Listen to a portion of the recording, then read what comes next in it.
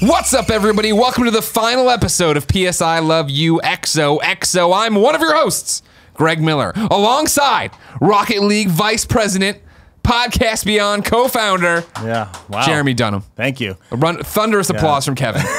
I'm sure the first question is, when did Colin get so pale and fat? What happened? Oh, man, I haven't seen Colin on the show in a long time, and here he is. Just he let himself go. Yeah. How you doing, sir? I'm really well, thank you. I really appreciate you inviting me on the show and to close it out. It means a lot. I really appreciate just the relationship we've had and that Colin and I have had and we've all had together over the last few years. So thanks for having me on the last episode. No, thank you. That was the whole thing. If you missed the update video or this is just dropping in your MP3 feed, sorry about that. Colin, as you know, left kind of funny. When he did, there was this thing of, well, what do I do with PS I Love You? And for me, you know, I told the kids the day of that I needed to take some time. I needed to think about it. I wanted to hear their thoughts and opinions. And I was surprised how many people said, no, keep it going, keep it going. And the theme that kept coming up with it was, it's not just a show built around you and Colin. It is the spiritual successor to Beyond, because we just ripped off Podcast Beyond. And so when I got that framing around it, and then when I thought about what I want to do next in terms of video game podcasting and stuff like that, it made sense for me, I felt, to reach out to you, to have you come in to do one final show. So we put a pin in this, so Peace I Love You just doesn't abruptly end on everybody's feeds and nobody knows why. Because I was surprised how many people didn't know Colin had left and didn't know all this stuff had happened, that they'd hit me up on Twitter. And then also the fact that this is the end of an era in terms of how we've done this PlayStation podcast forever. Because I remember way back in the day when you were 10 years ago. You were taking, don't remind me. Yeah. But when you were like, GameScoop's doing really well, and this is right after you. Because it was weird. You led the PlayStation team. You hired me, gave me my start, did all these awesome things for me, and then you ascended to be like EIC or what was it called at the time? Yeah, it was games editorial manager, but it was editor in chief. We just didn't call it editor in chief because site heads were called editors in chief. Right. And so you did that and you're like, I think every site channel should have a podcast now. And I remember thinking, what a dumb idea. Yeah, and Hillary was with you. He's like, whatever, dude, this sucks. Yeah. But it was funny that, we did it. We launched Podcast Beyond. It was you, me, Roper, and Jeff. And Clements joined shortly thereafter. Yep. And when we did it, the one thing you instilled in me that I instilled in Colin, that we instilled in this company was, no, we're doing this show every week. We're doing this show, rain or shine, sick or dead. There's going to be a show that fucking week for Podcast Beyond. And it's the reason the show was so successful. It's the reason our show's been so successful. It's the reason Beyond stuck around, why it eventually passed GameScoop in number of episodes, because you had made it that way. And so when you left and Roper took over and then Roper left and I took over, like it was something we kept going. When we started Kind of Funny, it was that thing.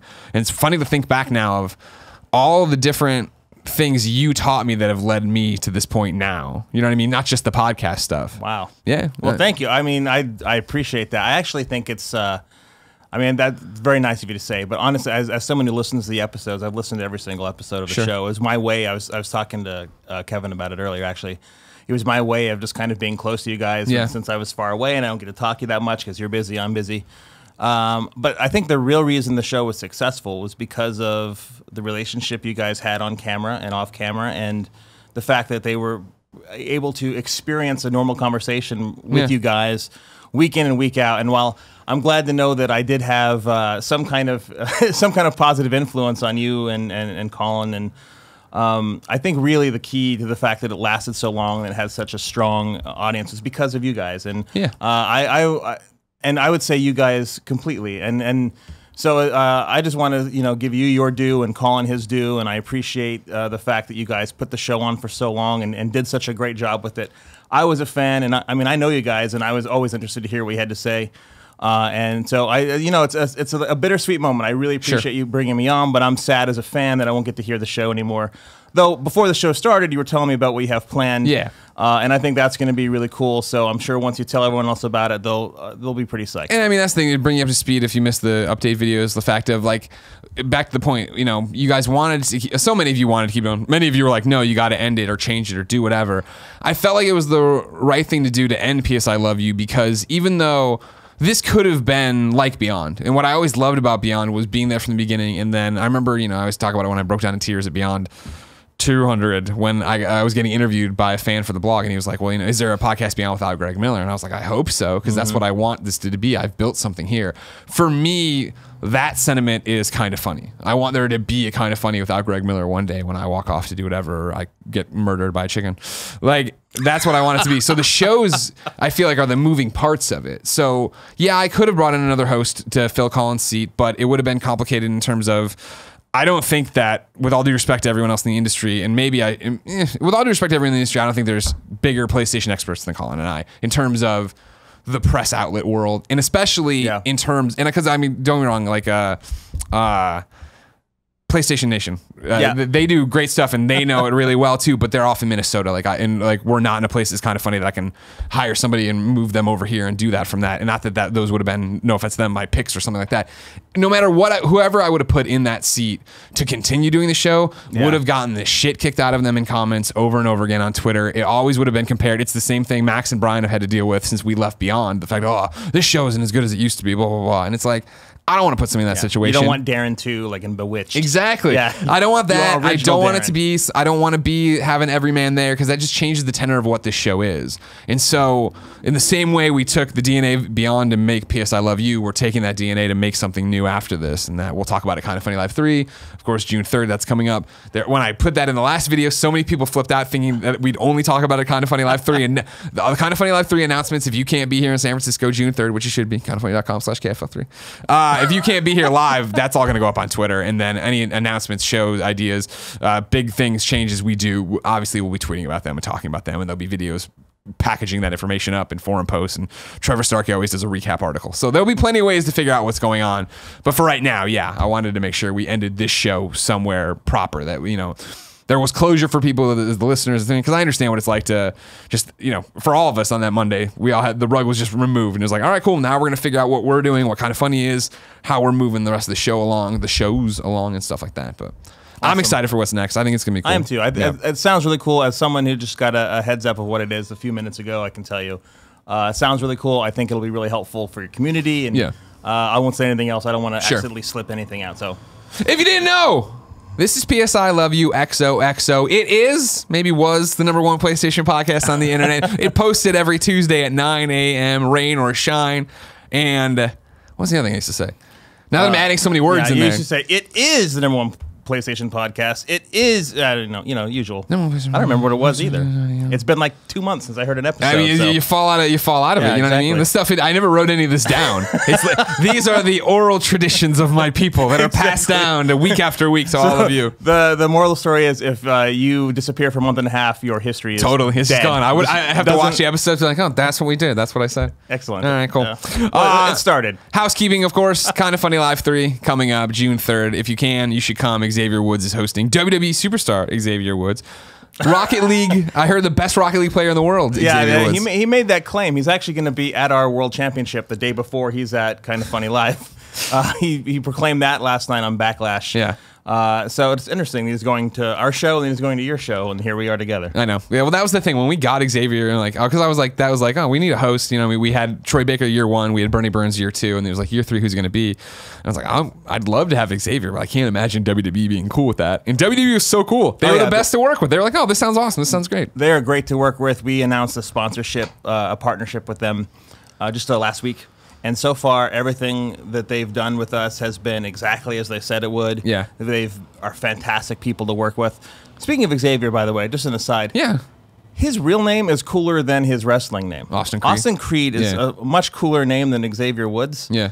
But the funny thing is both of them are cool. Yeah. It doesn't matter what he does in life. He'll have like a cool moniker. It's just interesting for you and me, I mean, being such longtime wrestling fans. The fact that we now exist in a place where WWE is promoting Austin Creed and Xavier Woods, and it's not weird. You know what I mean? It's not like kayfabe is dead. Yeah, exactly. That's why. And yet they still honor the tradition of it. But it's really kind of funny. Because during the pay-per-view, for example, you had them Xavier Woods and Ember Moon playing under their real names. of our game, and then going right back to the actual wrestling event where everyone else is back to kayfabe again. Yeah. But it's kind of cool now that they understand that fans are smart enough to know what's going on, but they're still putting on the theatrical essence of what the wrestling tradition has been. And so I really actually, right now is a great time to be a wrestling fan because they've crossed that bridge of understanding that's both theatrics and real life, and it's awesome. Yeah. How cool was that for you last night to have Rocket League splashed across the WWE pay-per-view? It was really nice. So what's funny is that for the longest time I've wanted to do some full-scale advertising for Rocket League. Yeah. But we were always really hesitant to do any because the game was so successful on its own without doing any traditional advertising. That we also wanted to make sure that when we did do it, that it was the right thing. And there's so much crossover there between the WWE audience and ours. Yeah. Same age group, a lot of the same interests. WWE fans are big gamers. And as a longtime fan of the WWE myself, I know already that they take very good care of their sponsors and that they have a lot of gamers watching. So it was something I was really excited about. And once it became a possibility that we could work together, I was super excited about it. And so far, the response has been really great. And it's just the beginning of several really cool things we have planned for the rest of the year. Yeah, I was surprised by how many of my best friends, my fans, whatever, that were tweeting me last night, screaming like, "Holy shit!" Like Rocket League is like they get what a big deal that is. Yeah, as well. It's usually you have games like Call of Duty or World of Tanks, Final Fantasy. A lot of them much traditionally understood as bigger games on there. But Rocket League is now such a massive game that I think that it's time for us to kind of go out and start telling the mainstream about ourselves a little bit more so that we can grow even bigger, because our goal is to eventually be as big as a Minecraft or as a Final Fantasy. Sure. We have a long way to get there, obviously. Those are long-standing franchises that have built in massive audiences, but this is the first step, we think, in a brighter tomorrow. So, as you know, as a fan of the show, yeah, it's conversational. Anything can happen. Yeah. It's topic of the show. Okay. Tots. So, how do you get there? How do you take Rocket League from... I mean, like, I'll never forget when Colin came back to the war room or whatever, GameSpot, and he's like, "I just saw Dunham's new game, dude." And I'm like, "Oh, what is it again?" And he's like, "It's cars playing soccer." I'm like, "That sounds weird." He's like, "It's awesome." You know what I mean? And like, I went over and saw it then later that day or whatever, and it was just a couple TVs you guys had over there. You know what I mean? To now you're fucking sponsoring a WWE pay-per-view, like. How do you then now look at it and go, how do you capitalize on that to then make it something like a Minecraft or Call of Duty or whatever? Well, the best way to capitalize on it is to keep doing what the community wants you to do. Because if you don't do that, then you're basically throwing all your momentum out the window. And so the number one thing we do is that we listen intently as to whatever people want us to do. Add this feature. We want these kind of extras added in the game, all the way to the small little quality of life things. Like, wouldn't it be great if you added this particular element to your spectator camera when we're watching a game? Or could you consider upping the amount of options that you have in the menu? So everything from the small amount or the small list of items to the bigger, grander items, like putting the Batmobile in the game or Hot Wheels cars in the game, Fast and the Furious. These are all things that people have asked us for consistently, or we think that is really cool that they would appreciate, and we stay on top of it. We have almost our entire team plugging away on Rocket League at all times, trying to find new ways to make it cooler, trying to explore different platforms, trying to look to see what else we can do to add on to the game as it is now, while simultaneously listening. And listening is the key to what people want in the game going forward outside of our own ideas. So, I mean, it's a big job, but we think we're up to the task because I think we've formed enough of a relationship, similar to the relationship that you guys have formed with your community, where there's an understanding there of they give us a little bit of leeway to figure some stuff out, and but at the same time we listen to what they want and we try to make that work best we can. And as long as they give us their daily plays, we give them whatever we can to make them happy. So we're happy, and it's right now we're just trying to grow to keep up. And like, as an example, when Rocket League launched, there were 37 Psyonix employees. We had a new person start just this week, and that puts us at 87, 88 employees, and that's in about 2 3/4 years. Yeah. So, and we have a ton of open positions, particularly on things like online services and various other engineering roles, just to keep up. how you touched on it like literally on the nose, but I want to double back to it here. How do you, and this is going to sound stupid, but stick with me. Okay. How do you listen to the community and let them know they're being heard? Because I think that's been a struggle for us, is the fact that we've grown so much faster than we thought, and our community got so much faster than we thought, that we still think of ourselves as four guys in the spare bedroom. They expect us to have all the answers. We go, when we did our celebration in January, right? Yeah. Marking, hey, it's our start of year 3. I said, this is the year of community. And to me, that meant we're listening, we're doing things you guys want. And we announced Joey Noel was the community manager. We had a couple of different little things people had asked for. Getting ready for Kind of Funny Live 3, that's still the mindset. I still believe in that message. Kind of Funny Live 3, we're going to have a whole bunch of announcements that are like, hey, like, this is what we've been doing back there. But we've run that thing. And granted, the Colin situation made things rough for everybody. Right. They lost a best friend. We lost a best friend and partnered. How do we make all this work? How did this all go? I feel like it's not that the well's poisoned or anything like that, but like it's for the first time our community's had a hardship. And coming around that, I've struggled with the fact that we're so fragmented, that there's the Reddit thread, there's the Facebook group, there's the forums, there's the people who listen to the podcasts, but only this one podcast, so they don't get a message I mentioned on the morning show. How do you do it that you talk to? Because it's in a similar situation of you have a game you put out, you have message boards you do read, but then there is a Reddit thread. And well, I mean, there's no easy answer to that. The best way that we could do it is every way that we can think of to let them know that we are thinking about what they're telling us and trying to show it as often as we can. It's a many-tiered process. So we have everything from having a very good community team hopping into Reddit and our Twitter and Facebook and forums, just acknowledging the fact that people are talking to us and saying something back to them, even if it's like, no, this is not what we have planned.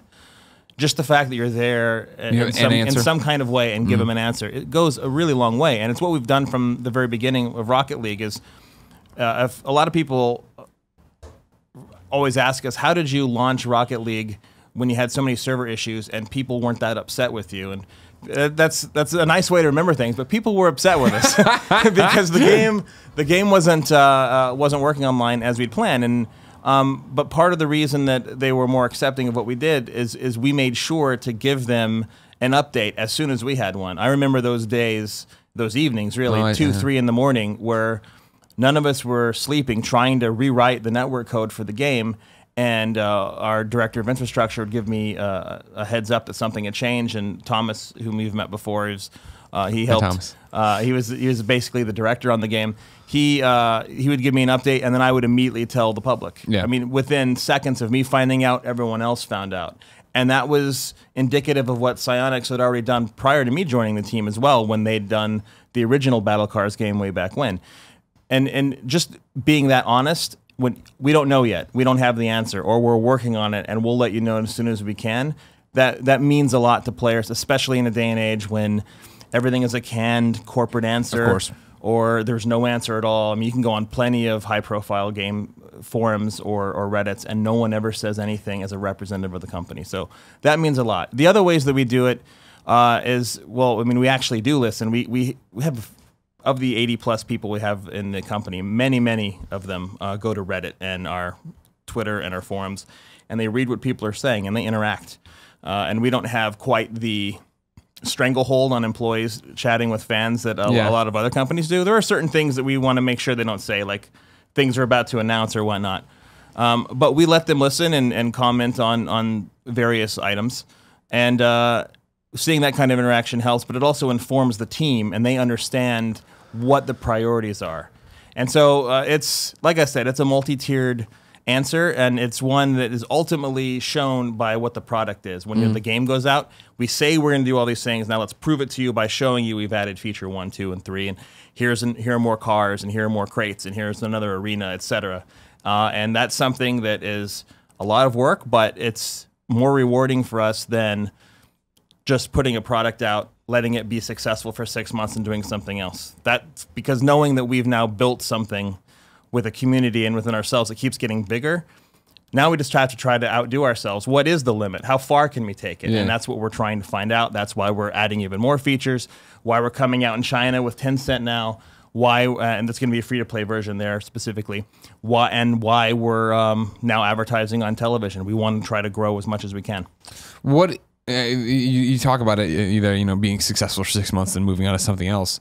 What has player retention been like? Because when you guys came out initially on PlayStation 4, PlayStation Plus game, everyone was playing it. It was everywhere. I remember, I think went to RTX and Freddie Wong, and not knowing our connection, not knowing it. It was just like, dude, I'm jonesing for Rocket League. And I'm like, I think they're doing a tournament. He just went. He just went and jumped into this RTX thing. Like, what's your retention been like? It's been great. Yeah. I mean, I think I mentioned to Colin when I was on his show a few months ago.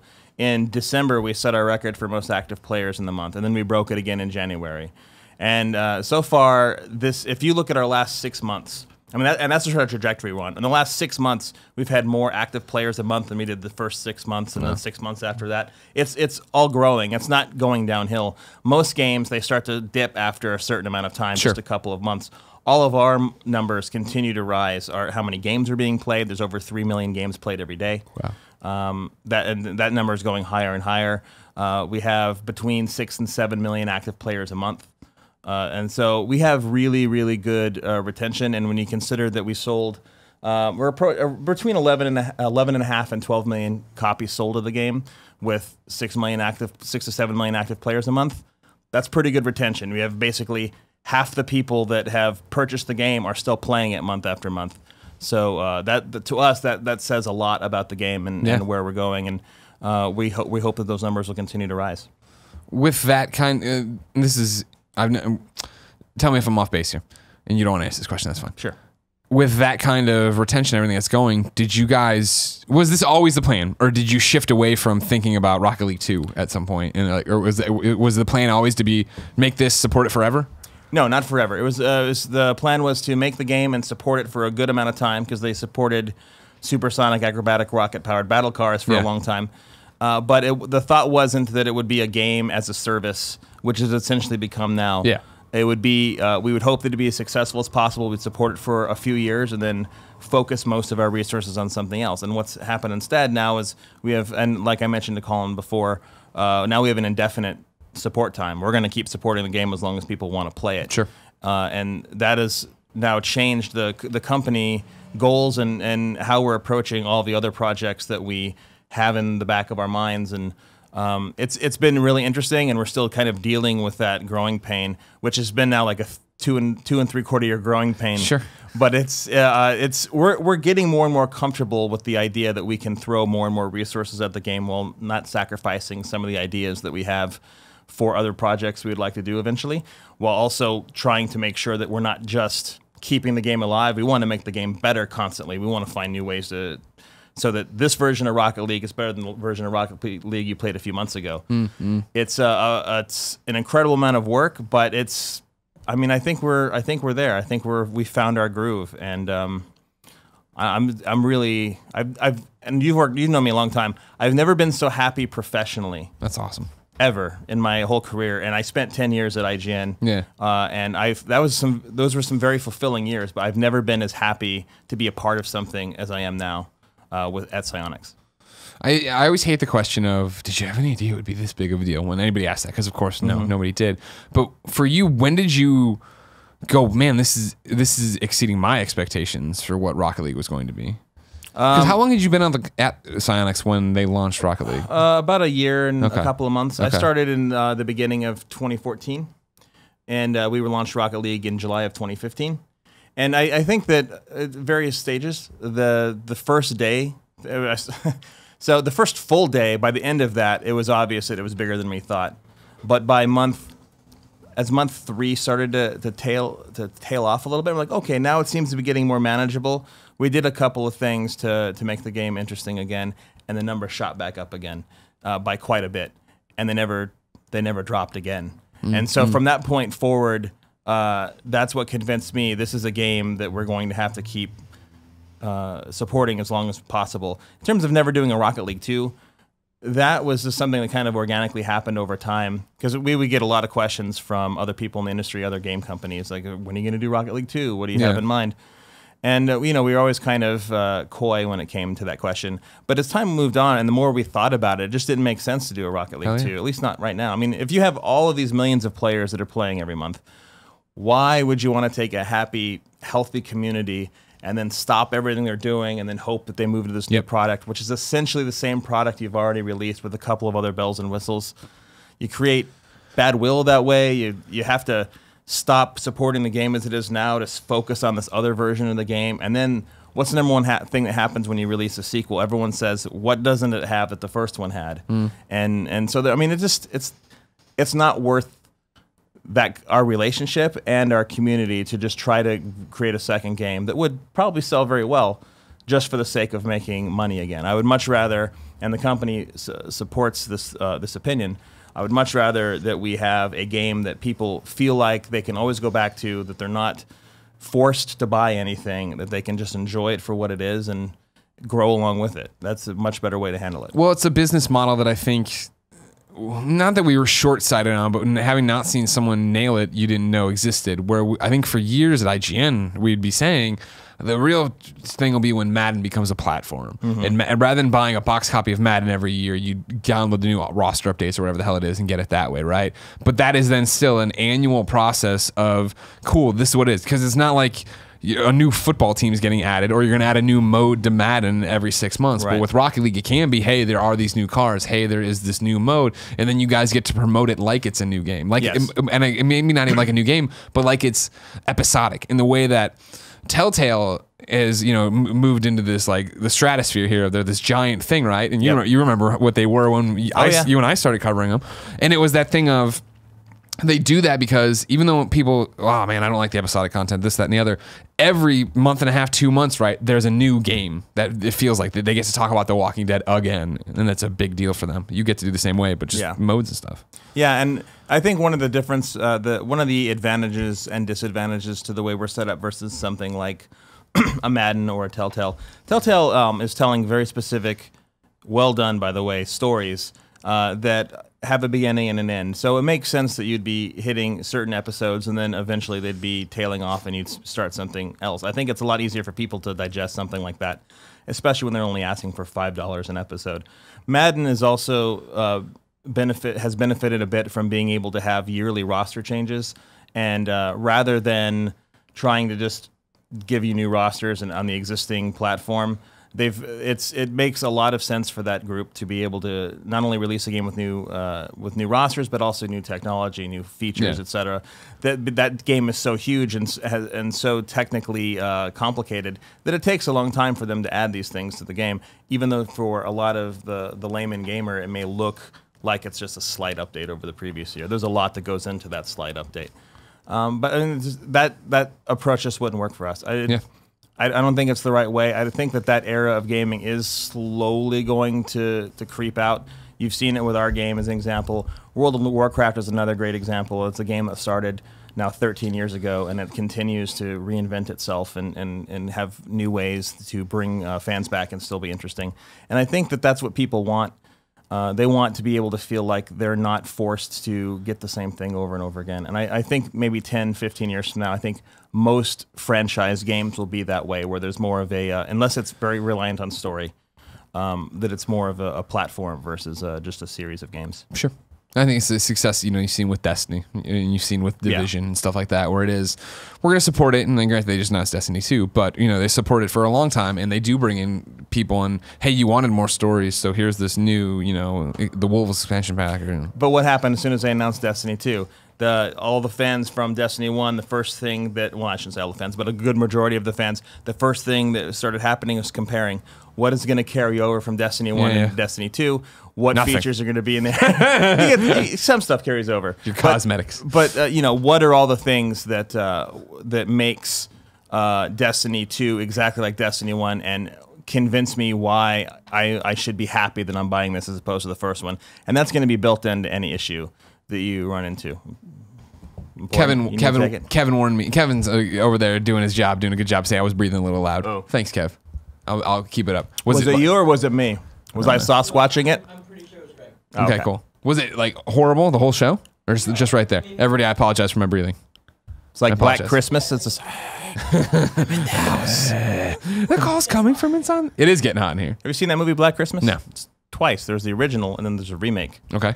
Original's really good. Scary as hell. How's the remake? Yeah. It's exactly like the first one, just not as good. It's predictable because you already know what happened. Of course. You saw the first one. Of course. How's that for a derailment? And you, please, Kevin. this show, don't worry about it. A lot of we're gonna get to all the reader questions. So many people missing the water, man. How many pages are on that thing? 10. I got 10. But you figure now it's different because I like Colin always he did the Roper's report off of the thing, and he did the drop off the computer. I like the tangible paper.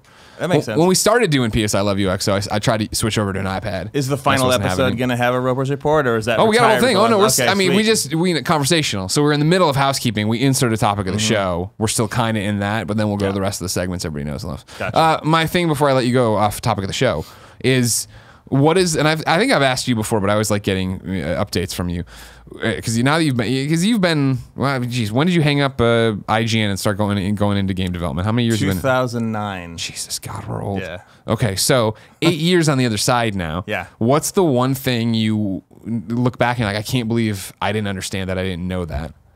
Almost everything. Yeah. it's so. I think that gaming journalists now probably have a better idea of what goes on the other side because of social media and because gaming developers as a whole are a lot more open than they were when I was in the games media. But at that time, there was so much speculation involved in just about everything we came up with, and there wasn't a lot of understanding of the technical mastery that's necessary to do something very small. So I think when a player and myself, when I was a gaming journalist, was out there and I'm like, why don't they just do A, B, and C? Why don't they just stick a house here so that they improve the sightline in the shooter, and that would have made this map so much more interesting? And the answer to that is because there are a million things associated with putting a house there. First, you need the artist to build it, and you need to make sure that it fits in the map and in memory. Is it going to ruin the way that the map runs? Then you need to QA it and make sure it doesn't break anything. Then you need to play test it for gameplay and make sure that it actually feels right now that you've added this one element to the map that wasn't there before. And it's a series of other things. And then why can't they release it right away? Well, because when you have a game on console, no matter what that console is, you have to submit it through a process to have it certified by those QA teams so that you can then release it. So it's none of those things were really something that I was overly aware of. I'm sure I'd heard of all of these aspects, but I didn't really understand it until I was in the real middle pain of cert, right? Exactly. Yeah. And until you're in it, you don't, too, because like, how long will it take this feature to build? Oh, we can get it done in a week or two. Great. But then between testing and gameplay and submission, that week or two can turn into a month or two like that. And then that's just by itself, independent of everything else you're adding. So for me, it's the actual complexities behind making a games and also just how little animosity there is also between game companies, because I think it was always fun to speculate, oh, I bet you Electronic Arts is really pissed off at Activision on this one, or Ubisoft can't be happy about what THQ just did. And the reality is that on the development side, everyone's pretty open with each other and talks with each other and throw ideas around and are very excited about what the other company is doing all the time. So it's very interesting, I think, now that I've been on this side for almost a decade, as opposed to being the other side for a decade. All of the original ideas that I had are actually very, very wrong. And I don't know if you were on the development side, how many of those you would find different, given your relationship with so many developers. You might have a much better understanding than I did. But it's eye-opening. And I think it's really kind of cool to have been on both sides. But essentially, as a professional fan, which is what writing about games is, you're a professional fan. And then making the games themselves. It's just so completely different universes, and yet I'm so glad that I've been part of both of them. It really gives me nice perspective, and I've been able to take elements and apply it of my old job and apply it to this job that I think I wouldn't have been able to do had I not started there. So it's great and eye-opening, and this is the side I'm going to stay on, though. I'm not going back. Yeah? You can't go back now? You could write a great book, I'm sure. I've thought about writing a book many, many times, and then I just can't get myself motivated to do it. I figured there's someone out there who could write the same book about the same subject much better than I could. Yeah. And plus, if I did that, then I'd get in the way of what I'm a workaholic. It'd get in the way of me doing the stuff that I'm doing right now. And I can't separate myself like that. So how does that transition for you being a workaholic to like, usually I open the show when we're talking about, so what have you been playing lately? Do you play Rocket League all the time? Not as much as I used to. Yeah. I'll play it internally every now and then whenever we're introducing a new feature, and whenever I design all the trophies and the achievements in the game. So when you see... Hell yeah, you did. When you see those in the game, as soon as we release them, I go out and I start getting them. Yeah. Just because I have a thing with trophies, as you know. Do you still are you still doing the thing? The streak, yeah. So explain the streak to everybody. So if you haven't heard before when I've been on the show, I have I have OCD. And one of the things I have to do is I'm a bit of a completionist. And part of this has somehow morphed into I need to get an achievement and a trophy in an Xbox game and a PlayStation game every day, or I get some real anxiety and problems with it. So my Xbox streak, and I've gotten at least one achievement in an Xbox game every day now for about 3.5 years. And the PlayStation streak is at about 2 years and some change. It's really unhealthy, but it's... I don't see it ending anytime soon, barring some kind of catastrophe. Do you you're traveling so much? How you bring my Vita? I bring my Vita, and I bring a Windows PC. Yeah. That I can then play games that also have achievements on them. Smart. So even though we're in Hawaii and everyone's enjoying themselves, I of course was locked away in our hotel room while my wife and kids were out I think they were at a beach getting some kind of tour of the history of that area or something, and I was back there just playing. What was I playing? I was playing something on the Vita. It was a mahjong game. Oh, I played the mahjong. Royal Towers? There's two. Mahjong Tales, I think. Tales of Mahjong. Yeah.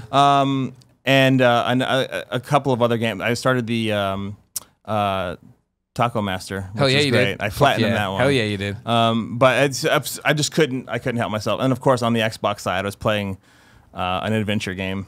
I mean, it's something I can't help myself doing. But it also informs me very well when I'm designing the trophies and achievements for the game as to what to put in there. And I've learned a lot now over what people I think would really want to have in the game versus just trying to come up with a list of something that makes sense. Which in the beginning, I was already well into my streak, and I'm such an achievement freak that I was already considering it. If you're curious how those achievements and trophies were designed, very specifically, give you a lot of really easy ones early, but most of the golds are backlogged, so that if you really want to get them, you have to play it, spend a good amount of time with the game. But I also designed them so that none of them were centered on the idea that you have to do something unusual. It was just for playing the game, cumulative things, and it was just to have fun. They weren't meant to be distractions, but they were meant to be rewards. And now, as we continue to add more and more trophies and achievements every update, now I have to get a little bit more creative, and some of them might be a little out of the ordinary, like Get Up, Mr. Bubbles, which was an ode to BioShock. Of course, I put in there. But in that one, you had to play our Aquadome, which is an underwater stage, using the bubbles boost that we have and get an aerial shot. Are you worried about the cap? Because I know the Zen Pinball guys just hit the cap with we can't put any more trophies in the game. Well, so I'm not sure what I can say about that, but I'll tell you what I can. So we did reach a cap on the PlayStation side. We don't have it on the Xbox side. But you can, depending on how many you've used and what your plans are for the game, you can petition to have to make exceptions, which we've continued to do. Good. Good on you. Yeah, this has been the running theme of PS I Love You. Yeah. Is always keep asking. When people, it kills me. Why don't you have platinum? Oh, Sony said we couldn't. I'm like, all you have to do is say no. We really want a platinum, and they apparently go okay. Yeah, because that's anybody who's got. I'm like, how did your game get a platinum? We asked twice. Oh, okay. Yeah, cool. I mean, I remember an episode that you guys, because like I said, I listened every week. I remember an episode you guys had a few months ago where you were trying to figure out if any game had been released with a platinum after it had already come out without a platinum. In the Back to the Future, I was actually yelling at the radio. I was Back really to upset the that I missed that. Back to the Future. You know what it's like though, because we do that. The show is, as you know, and I'm sure you guys know too, is so off the cuff that it is that thing for me as the host trying to keep it going and knowing where we're going next, and that I don't have the bandwidth always to actually stop and think. And I played Back to the Future, and I remember when it came to disc, me being like, that would be. I hated the ending episodes, but that'd be easy platinum if I wanted it. That's right. Yeah. By the way, petitioning doesn't mean that you're going to get it. Sure. It just means you have to make your case and why it's important, and even that petition, if it's granted, it's also a very small amount. And then so if you have another one to get again, then you have to ask again. We hit our cap with our last trophy. So we'll see what happens now when it comes. So we've now used up all of our points, and now we'll see what happens once we try our next ones. Because it is in the plan in our next update. We're going to have our next major update. Yeah, we're going to have new achievements and trophies in there. So we'll see what happens, and if they're not on the PlayStation, then you know that didn't work out so well. Shuhei brought it down, rejected. Get out of my office. This isn't even your department. So if you're not playing Rocket League every day, oh yeah, the original question. I do play. I play a ton of games. That are small and easily digestible because I don't have the time that I used to have to be able to dedicate myself to the larger games. Crazy job, wife, yep. 2 kids. Yep. Yeah. Plus, I travel a lot now, and I'm building an internal team on top of assisting our executive team at Sonanex with just building the business. So lots to do, but I love video games. I was commenting to my wife last night. I'm like, man, I really wish I could just play more games. I love this. And I was just sitting there, not playing a game, scrolling through games that I own that I haven't yet had a chance to play. Yeah, I know you understand because you do the same thing. You travel all over the place. You're working all the time. I mean, but it's the same thing. I have a love for games that I've never had a hobby that I love this much ever. Yeah. Even when I wanted to be a professional fighter. I mean, and that was my career trajectory for a long time. I've never had that passion carry over. Obviously, I couldn't stay in shape. I couldn't. That passion didn't carry over anywhere as much as it did in video games. And I'm so grateful to games as an industry and as a hobby. I just wish there's more hours in the day. That's the problem, man. I mean, like, because for me, it happened quietly. But when we left and we were doing this, it was very much that. All right, cool. Like, I'm gonna play this, and like, it was no longer not gun to your head because that sounds terrible, but the pressure of IGN of we need to know everything. We can focus, we can do stuff. I can sit here and play this one game and feel like I'm, that I can tell you about it and have something interesting to say. And it was the problem. I think I finally put my finger on it this week. That it's just the fact that now there are so many games where like the spring has been so crazy that we've gotten to the point where it was easy to be like, oh, well, yeah, Bloodborne's not my thing, so I'm not gonna play it, but I know it's cool or whatever. And now it's like, I feel so guilty not playing Persona. And like this weekend I put in like 10 hours into Marvel Heroes Omega. You know what I mean? And it was totally that thing of like when I move from one room to the other, I go to the PlayStation or turn it on, I'd see Persona down on my little thing, my little, my library. It's just like, I'm sorry, I got to play this right now, and then I was like playing Prey, and then I was playing Prey, and I'm like, oh man, I wish I was playing Marvel Heroes, but I wish I was playing Persona, but I like all these games. Is it because of your you already know it's going to be such a time suck? You don't want to sit down and not dedicate the amount of time it deserves, or is it because you just aren't in the mindset to play an RPG right now? It's mainly the time. I know what Persona is, if that makes sense. I love Persona. Jeff Haynes turned me on to it with Persona 3 back in the day on PS2. And so being there now and being 35 hours into that game and being like, all right, cool. At least 60 more to go. You know what I mean? And then knowing with the travel schedule and this and the fact that it is, okay, I have right now 30 minutes to play, 45 minutes to play. And like knowing in Persona, that's nothing. You know what I mean? I'm going to get through, because I think right now I'm in between the third and fourth dungeon, and so it's like I know that I'm not gonna get to there, and so I need for me that is I'm gonna sit there on a Saturday and play for hours. You know what I mean? Which I ended up doing with Marvel Heroes Omega, but Marvel Heroes Omega is also. It's like Diablo, right? And it's a game I've also played a ton of on PC. It was like, I broke my PC's are stupid rules for it. And so it is like junk food where it's just, I'm just beating the shit out of everything as fucking Jane Foster Thor. And like, okay, cool, whatever. And then I get new gear and I get new levels and I'm doing this and I ping a trophy and I'm having a great time. And I'm talking to Jen and I'm having a beer and I'll stop and walk Portillo and do some chores and come back and pick it back up. And it's just like, comforting because it's so easy in and out, whereas Persona is like, wait, where was I in the story and what was happening, and wait, what's her social rank, and fuck, like it's Persona 5 is Everest, and I want to give it the proper dedication to conquering it when I conquer it. So I have a similar mindset. I pre-ordered Persona 5. I haven't even started it yet. I pre-ordered Horizon Zero Dawn when I was on the show last with Colin. I told him I'm so excited. I'm going to be playing it this weekend when I head back. I started it. And then something important came up at work. I don't remember what it was, but it was very important. And then I haven't gone back to it since. Yeah. And it's so frustrating. It actually, I start every year. I take most of December off. That's my I don't take vacation all year. I wait until December, and then I take an extra week.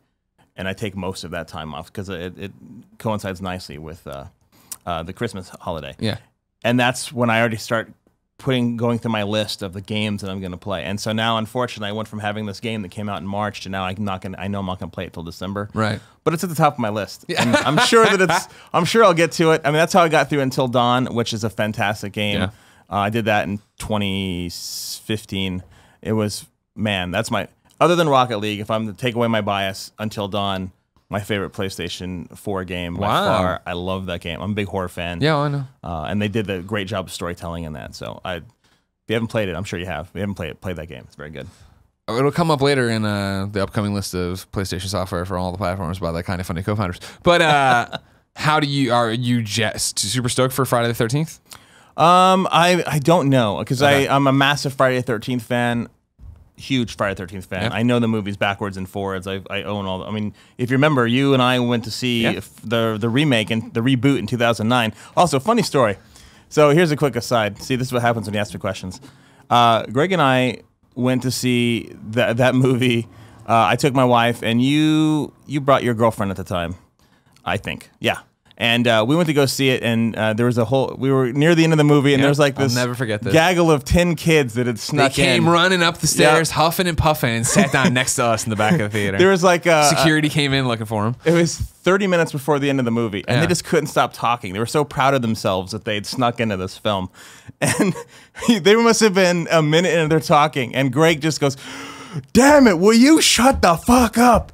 All of you guys, be quiet, we're watching a movie." And then they just go, dead silent. And it was quiet for the rest of the film. It was amazing, and I'm like, I want to see another movie with Greg. Yeah, it was just like it was the best because the kids snuck in, and they were running from security, got in there, security couldn't find them, and then after I did it, one of their straggler friend came up and sat down and was like, "Guys, can you believe what?" And they're like, "Shut up, don't talk, don't say anything." It's like there's a psycho literally right next to us right now, freaking out. You got to be quiet. But. So with that in mind, the game I'm very excited about. I haven't played any. I played the beta for one game, and that was not enough to judge a final product on. Sure. Especially knowing that there is still a lot of optimizations to do. Yeah. So I'm optimistic about it, but I don't know how excited I am because, ironically, even though I worked at Psyonix on a game called Nosgoth, which is an asymmetrical multiplayer game, I'm still not easily convinced or easily.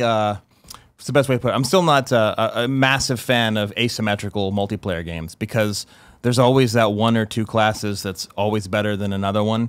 And I just want to play as Jason all the time. I don't want to be... You don't want to be one of the shitty counselors? I don't want to be a counselor running away. I want to go destroy. And I understand that if I wait my turn, I'll get that chance. But I'll have to wait and see when I play it, and so I'm optimistic, but cool. We'll see. Yeah, I remember Cecil came by and talked about it when he started working with them or whatever. I was like, oh, it sounds cool or whatever. But the only thing about it is like not having kept up with it or seen it. It's like I'm looking forward to Tuesday and playing it, but it's just like I have no idea if this game's good or anything. I don't know anything about it. But did you play the beta at all? No. Yeah, PC. So we're coming with. We're coming from most of the same place then. Yeah, I'd be interested. If you play it, you should let me know. We can play together, see what happens. See cool. And then we can make our determination together. Sounds good. We can yell at the people that are playing and tell them to be quiet. Shut the fuck up. It's a video game. Last piece of housekeeping. E3's coming up. Kind of Funny will be there. Remember, pre and post shows for all the E3 press conferences on twitch.tv/kindoffunnygames. 30 minutes before, right afterwards, come check out, see what we thought or think is going to happen. Then at E3, we'll be down there making videos, putting them up on YouTube, having a great time. For now. What? Oh, your predictions for E3. What about them? No, I mean every year you guys have the predictions for E3, and every year you made it clear to say, oh, by the way, these are our real predictions, not Dunham. Yeah. See, so whenever they were referencing people that they knew that used to know things, you were such a son of a bitch about it. So many times on the Beyond Prediction episode, they were talking about me. I named names quite a few times. They know it was you. You'd be like, oh, I've heard, and it totally is that thing of like a different era we grew up in of like writing where it was like somebody told you over a beer or something. And you're like, can I put in predictions? And they're like, yeah. And so you'd be like, oh, I predict this. I'm like, you know that's going to happen. It's still something I heard. It wasn't like is this something that you know for sure is going to happen? No, it's just something I heard. I'm pretty sure it might happen, but yeah. Don't worry, predictions will live on the Gamescast. Yeah, good. That's where we moved them, I think. Oh, yeah, that's how we did it for last year, right? Because we had this show. Predictions were done as topic of the show and then put out as Gamescast, but Gamescast will still have everything. Let's begin the show with what is and forever will be Roper's Report. Time for some singular possessive news. 10 items on the list. A baker's dozen. A baker's motherfucking dozen. Number 1, Tom Holland is going to play a young Nathan Drake, Spider-Man himself. Saw that, yeah. Sean Levy is directing a film that will take its inspiration from a sequence in the 3rd iteration of the video game that focused on young thief Nathan Drake from the Uncharted series. This is, of course, from Deadline.com's exclusive. And his first encounter with the professional rogue Sullivan. This reformulation of the franchise was an inspiration of Sony Pictures chief Tom Rothman after seeing the latest cut of the Spider-Man film, sources said. So yeah, Uncharted movie as we know it, which was just a grease truck on fire forever, finally killed to now tell a prequel to the Uncharted game starring Tom Holland as Nathan Drake. I'm really surprised about that. Yeah, totally. I would have not expected in a million years that they would have gone that far into the history of the character to tell a movie. I thought for sure they were going to take the Indiana Jones approach. He was already, at the very least, a couple of adventures into his career, and they would just pick up of kind of either retell one of the game stories or mash them all together into a single kind of My concern was, they were going to basically do the origin story of it again, where it introduced Elena, introduced her and Drake meeting for the first time. It's a really smart move, I think, honestly, because it was that when they announced the Mark Wahlberg one, I was like, whoa, no, please don't do that. And then just kept gestating, changing. Getting in here opens the door in a lot of ways, because first off, I'm way less protective of Nathan Drake's younger years. You know what I mean? I'm not going to sit there and be like, oh, this and that. Oh, I know all these different things. So you do it here, introduce it. Hopefully, let's say it's a hit. People like Tom Holland as it. Then you keep making the sequels. And suddenly, by the time you get into familiar territory, where now he is an adult Nathan Drake, I'm not going to care. I'm not going to be hung up on it. I'm not going to be sitting around and be like, wait a second, that's not how this happened. Well, what if they do focus on the early years, but they do end up rehashing everything you've already seen in the games from adult Nathan Drake? Like, what if they take 1 through 4 and they shoehorn it now into something from the beginning? How would your opinion change? In this first movie? Yeah. Well, I mean, or even if it's just bits and pieces. I don't know. Like, they're gonna. I mean, it's a weird thing of like. I feel like this just satisfies the gamer people like us on a few different levels. Of like, all right, fine. You fucking babies. We're not touching your video game stories, and we're putting Spider-Man in it. You like him, and you like your stories. Everything's still sacrosanct. You know what I mean? Like, don't worry about it. If they get, I do think they're gonna eventually get to all this different stuff. I don't know how many winks and nods there'll be of like him bumping into a woman with an Elena name tag, and she keeps going. You know what I mean? Or like dumb shit like that. That's something like if I was writing the script, I'd be putting in there my Nathan Drake fan fiction I'm writing. But I don't think they're gonna. If they shoehorn in Lazarevich and his blue sap and all that jazz, like, that's kind of dumb. Like, you can do something better. I'm really interested to see where they go with it. I'm always I don't know why. Maybe it's because of my age now, but I'm always apprehensive of prequels, whether or not they're movie prequels or video game prequels. Rogue One proved that maybe I don't need to be as apprehensive, but because I actually like that movie. Yeah.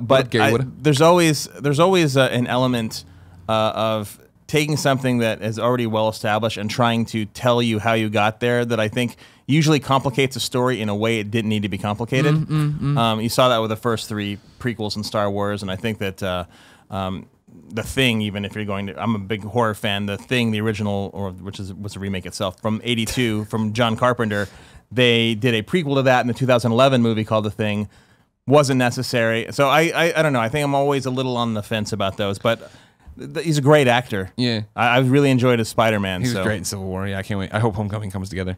My thing about it here is I wonder how much of it is just not marketing, but just a way for us to wrap our heads around it of it's a prequel, right, or whatever. But is it really gonna tie into the games in any way? Is it, because that's a weird thing about doing it and calling it Uncharted, is the fact I feel like, I guess there's cachet to the name, even if you're average moviegoer, you've been to, your friend plays video games, you've seen him on the shelf, you're like, oh, that's that video game thing. But I mean, doing this is really just, and even if they're going to do it, with Mark Wahlberg, with anybody, it's just Indiana Jones again, right? It's just National Treasure again. Like, you don't need to do this, but I guess take the IP that's already established and do it. It's a delicate balance, because when you take an existing IP that's been around for 10 years, and you say now we're going to tell a prequel, you have to have just the right amount of baggage in order to make fans feel like they're getting something extra by watching the movie, and instead not saying, oh, that's from part 2 and that's part 3 and that's part 4, and also why is he 20 years younger? You don't want them picking the story apart, which I think has happened a lot, like the Resident Evil movies, for example. That happens with practically every movie. And so that's the line that they have to skirt, is how much inspiration they take from the games versus how much of it is truly original, while also making people feel like we're setting the groundwork for the adventures they already know. And also, are you ever going to get to a point to where you do retell one of the games? And if you do, how do you do that? So there's a lot. See, I overanalyze a lot of the stuff. That's what the show's all about. But to me, I think that's what they have to think about when they're putting this franchise together, is how do they start and how much of that do they want to latch onto versus creating their own thing? And then are they willing then to face the criticism regardless of what happens? We'll see. And then again, is it ever going to happen? It's one of those, every video game movie that gets announced and adapted, and they go, oh, Maisie Williams is talking about The Last of Us and all this shit that just never ever happens. It's like, this sounds great, but it is, okay, well, see if it actually goes that way. Best video game movie I've ever seen is still Silent Hill. I think that was the one that was most faithful to the source material. What about Doom? Doom, I think, was faithful to the source material, but I think to its detriment. But I think Silent Hill was so much better in every way. It took elements from 1, 2, and 3, and even some 4 stuff, and it really made you feel like you were in that universe. And I don't know, that to me is the top of the video game movie hierarchy. Okay. So number 2, sad news, but news I've been predicting quite a while. Red Dead Redemption 2 coming spring 2018 now. Yeah. What a shock. Will it even stay there? That's the other question. I hope so. This one I believe more in. If it actually will, though. I think so. Well, you know, the great thing about Rockstar is they can do whatever they want. Exactly. So it really doesn't matter who their competition is and when they come out. There's such a power behind their name and that brand and anything they touch that they really can write their own destiny. And I think it's coming from the side that I come from. It's the right move that if you don't think the game is ready yet, you should absolutely sit on it and give it a couple more months and get it to the point to where you think it's definitely releasable. So it might be disappointing for a lot of fans, but it's the right move, likely from a development standpoint. No, delays are always the way to go. You need more time. You know what I mean? It is that thing of, it sucks, but you want the game to be perfect. And that's what, their statement was, the same way. I think I have it here, right? Yeah. This Outlaw, this is from Rockstar's site. The Outlaw Epic set, This outlaw epic set across the vast and unforgiving American heartland will be the first Rockstar game created from the ground up for the latest generation of console hardware, and some extra time is necessary to ensure that we can deliver the best experience possible for our fans. We are very sorry for the disappointment this delay causes, but we are firm believers in delivering a game only when it's ready. Makes sense to what you want to hear, but it's the same thing. It'll show up here at the end of the Roper's report here about like South Park finally getting a release date again. But it's like, are they going to hit that? Like, you know what I mean? Like, that's another game that they've been we need to nail it. Matt and Trey are so particular about it. Like, I don't know if I believe that time. I hope so. I pre-ordered it last year. Yeah. And then again, based on the story I've already told you, it really doesn't matter because I'm not going to play it when I get it anyway. I know, right? That is the thing. And like, the year's already been so good, and when we get to E3 and start getting release dates for other stuff that's coming, you start thinking about how it's been such a packed spring that even if it stopped now, I'd be playing catch up, let alone the fact that Destiny 2 in September and then all this other stuff that'll start in the fall. Yeah, E3. I don't like the day-to-day at E3 because it's so packed and it's so hard to get around, but that press conference time and right before when you can meet up with friends and all that, that's a great magical time. Oh yeah. I'm really looking forward to seeing where we're at this year, especially with this is going to be the Xbox or Microsoft has all of their big announcements planned that they've already talked about, and then you also have all the Nintendo reveals. What are they actually going to show on E3 other than Super Mario Odyssey and Zelda, which is the only big games we know about. So I think those are the titles that those are the platforms where I'm really interested in. PlayStation, their press conference last year was fantastic. Just nothing but trailers. Yeah, that was the right way to go. Sure. And I'm really curious to see if they can outdo themselves that they did last year. Because I was thoroughly entertained that whole press conference. Yeah, 100%. And that was the thing. It was like There's nothing better, Eddie, than E3 press conferences right as the lights go down. Whether you're streaming, whether you're watching, whatever, but like lights going down, the crowd going crazy, and then like here we go because it's finally happening. You've been thinking about it for like if you're us months at a time, you know what I mean? And like, but then that week, that pre-show, that everything, and finally getting there, and then it starts, and you don't know what's going to happen. Yeah, it's awesome, and that's why it's so interesting to see. Yeah, PlayStation last year had so many crazy ass announcements. They did it the year before that too, and so like then Xbox, I still feel is like in this spot that they got to deliver on two fronts. Here's why you own an Xbox One, great. Here are some great games for it, and here's why you should buy a Scorpio. And to get that all in one press conference is gonna be really tough. I'm really intrigued to see what this press conference is gonna be all about, and how much of the show is dedicated to what. Yeah, and also what people's reaction is. And on the flip side, I want to see what games Nintendo has, because I'm a longtime Nintendo fan. Yeah, first party games in particular.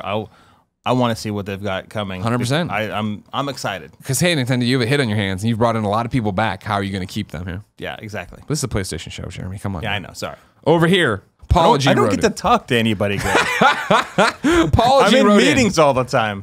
To, just like you can at kindoffunny.com/PSQ, the Q's for questions. We will never answer them again. Paul G. says, hi, Greg and Jeremy. Hi. With E3 on the horizon, what are some of your favorite and least favorite PlayStation conference moments? Could be any of them. E3, PSX, TGS, new console, etc., or even beyond the stuff that's happened on the live stage.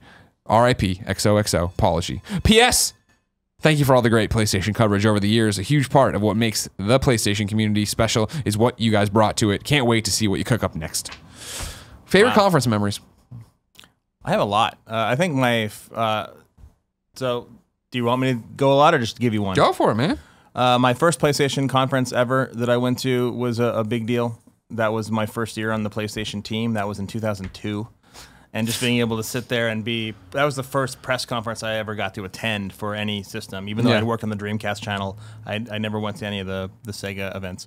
That was fantastic. That always sticks out to me as a point. The 2005 PlayStation 3 press conference, I fanboyed out at that one. Ivan Sulich was working for the PlayStation channel, and he wasn't there. And this is before Wi-Fi and all these other things. So anytime anything happened, I'd have to text him, which wasn't working so well because of the reception, or I'd have to call him. And as all these different games are showing up on the screen, I'm on the phone. It looks magnificent. It's 8 days and it's fantastic, and it never came out. Yeah. But it was just that moment of game after game after game, and everything looked so amazing on PlayStation 3 of all systems. Yeah. That stuck out to me as just, I don't know. I still remember it very clearly, just how much fun I had at that show. Sure. And I remember Jen Clark. She was a few seats in front of me, and she kept looking at me, just like shaking her head, like, "What's happening?" Yeah. I'm like, "That's amazing." Sorry, I got away from the mic. And then last year's actually was really stuck out to me because I liked the format so much. Yeah. And I also at the same time got to catch up with a lot of old friends there. David Klayman and Eric Brodvig were right there and sitting right next to me. So it was really nice to just to see them and experience the press conference together, because up until they were always on the Xbox beat or the Insider beat when we were at IGN together, and so we never went to a PlayStation press conference together. So that was really nice. Now that's my favorite press conference moment. In terms of PlayStation moments, there are countless ones, but what are your press conference? I mean, it's funny. My first PlayStation conference was GDC, and it was like I'd been at work a day, and then we went to GDC the next week, and it was the Phil Harrison game 3.0, where it was Home and Little Big Planet and SingStar all debuted. You know what I mean? Like nobody had seen any of that stuff. And I remember being in the audience for this, and it's like, oh, this is what I've always dreamed of. And then I was like, holy shit, SingStar. I can't wait to play that. Home looks weird. I don't know what this Little Big Planet crap is, but SingStar. Can't fucking wait to play that. And then, like the E3 ones are always awesome. You know what I mean? Like, I think of the one where there's a great, I remember it well, I think, because we put it on Instagram. I never used Instagram at the time, but there was the one of Colin and I took a selfie of us like mystified while, because it was the one where everything was going so great, and then they detoured into Book of Spells in the move shit, and they just we're like, what the fuck? Why did you do this? And then they try to get the momentum back, and you never could. There's that. There was, of course, the time that we landed. It was the final IGN year for us, I believe. And we had landed, and I got a text from Jen Clark, and it was, hey, you don't mind if Shu uses a photo of you in the presentation tomorrow, do you? I'm like, fuck no, that's awesome. Go for it. To which I thought it was going to be a mosaic of like a million photos. I had no idea what it was going to be. And instead it was like Shu when he came out. And first, because this is like when PlayStation was really delivering, right? When it was like, hey, they'd already had the February thing. We're about games again. They were letting Shu and Adam be funny and do all their different things. And Shu came out and he was talking about how he's like, I'm kind of the de facto community manager for PlayStation because of my Twitter. And then they threw up the photo that was me, Colin, and Goldfarb with Shu out drinking. And it was like the tweet or whatever. And like the IGN War Room erupted because I didn't tell anybody it was coming. Erupted. And I you know me, I'm a pretty shameless human being. I was one of the few times in my life where I felt all the blood go to my face because I just blushed so hard because just like everyone was going nuts and like grabbing and shaking me. Like I was just like, what the fuck? How are you on the fucking thing right now? The podcast Beyond guys of like being cemented. That was a really cool special moment awesome. for us. Yeah. There is one more Sony moment. If you don't mind. It's my first day at Zipper Interactive when I was when I became a Sony employee. I think that was a really nice moment. And when I sat down and they gave me my office and I went in there, and when I was as soon as I sat down, waiting for me was a PlayStation shirt. Oh yeah. And I don't wear game shirts. I've never been a big game shirt wearer, but just having that there waiting for me, I don't know, that was like a big moment for me. I work at a game developer. Yeah. And we only lasted couple years, 3.5 years before Sony shut it all down. But it was a really great moment, and that also stands out to me as sort of like my defining Sony moment on the other side. Post-release, also PlayStation Plus was pretty nice too. Yeah. You've had a few PlayStation memories since then too. Yeah. Next one on Roper's Report, number 3, Far Cry 5 is officially getting teased. There's going to be a trailer debut for you Friday. May. I can't remember what month it is. 26th. It's May. But right now it's all Hope County, Montana. These little teasers are out. It's set, so we know it's in America. It looks to be present day just by everybody running around doing their thing. We'll see what that's all about. Yeah. But Far Cry 5 in the U.S., how do you feel about that? I think that's cool. I always feel a kinship to games that take place in places that I recognize. It just feels more real to me. Yeah. And I know people in the office. I was actually on the plane on the way over here. We're talking about the fact that that's the game that everyone's really interested in, and the game that they're talking about this week. So there's a good buzz at the Sanix office about that game in particular. I'm really interested to see what's going to be new about it. Yeah. How are they going to? Because this is a game we were talking about earlier. The challenge of having iterative games year after year. How do you improve upon them in a meaningful way? And I'm really curious, especially coming off of Far Cry 4 and Far Cry Primal. How is it going to be different? That's my big questions. I'm really interested. Me too. I mean, I love Far Cry 4, love Far Cry 3. Far Cry Primal I played for a while. It was good. It was just something else took me away. And so this one is just, I'm going to be very interested to see how the Far Cry mechanics play into being in the U.S., in Montana, of like, I need a bigger wallet, so I punch all these cows to death and then, craft a wallet. Build a wall out of, like just the normal crazy, like who's going to be the honey badger in Montana that I'm fighting? You know what I mean? Because that was always such a thing in the crazy characters and the death, and it'll be weird. It's going to be interesting, but yeah, can't wait to see Friday what they have. Similarly, not really, 4, Lawbreakers is coming to PlayStation 4. Yep. Boss Keys game. I did a video over there with them. Full disclosure, not that I'm saying the game's good or bad. I played it. It was good. But it's interesting that it's making a jump to PlayStation 4. Yep. It being a PC game. And $30. Yeah, $30 is great. And like that was the thing when I was talking to Cliff about it, where I asked him like, what's the price point? And he's like, $30. Like he was interesting of, because Cliff always has like, people toss so much bravado his way and have this like thing of Cliffy B. But him being like, we want this game to look like a AAA game, but we feel like we're AA. That we're not. We're a small studio. We're making our first real game here with these folks. Like it's multiplayer only. Like we're not out to sit here and be like, this is what it's got to be. I think he's taking the right approach to his updates for the game and the price point he's going with at the very least. And I say that because it's very similar to what Psyonix has done. And so we, obviously we agree with the philosophy of all updates are going to be free and we're going to be a nice affordable price point. I think those are the right building blocks to start with a new IP in particular. Yeah. And obviously he's proven himself throughout the years with lots of games, a ton of them. And actually he's really good friends with our CEO Dave Haywood. They worked at Epic way back when together. That's where Dave came from. Gotcha. And, Dave has been aware of the game for a while, and so from everything I understand, it looks pretty good. Yeah. I haven't seen it personally, but I'd like to. Yeah. Well, we'll hook you up. Go to E3. Thanks. Yeah, no I'll be release there. date on it yet, but so maybe it'll even be out by E3. Probably won't be, but maybe. Maybe it'll be one of those surprise things where it's like, and it's here right now. It's available now. There hasn't been one of those in a while, has there? There have been the things, but they're always like, you know what I mean? Yeah, exactly right. They're never like. Remember that one they did at the PlayStation press conference that was untwined with the one that was like a flying Entwined. Game. Yeah. Yeah, and it's Vita and PS4. Yeah, That's exactly. Right. I was like, I got it. They'll do one. Maybe, yeah. I remember thinking that was gonna be the big thing from here on out. That it was gonna be, and now, and like it really hasn't taken off. That's the only one there's been. There's been others, but I mean, like, here's this beta, here's this thing available right now, kind of thing. Yeah. Number 5, sad news, Jeremy. Uh-oh. Voice actor John Saigon, known for his role as Solid Snake in Metal Gear Solid 2: Sons of Liberty, has died. He was 63. Saigon passed away on Saturday, May 13th, after battling cancer.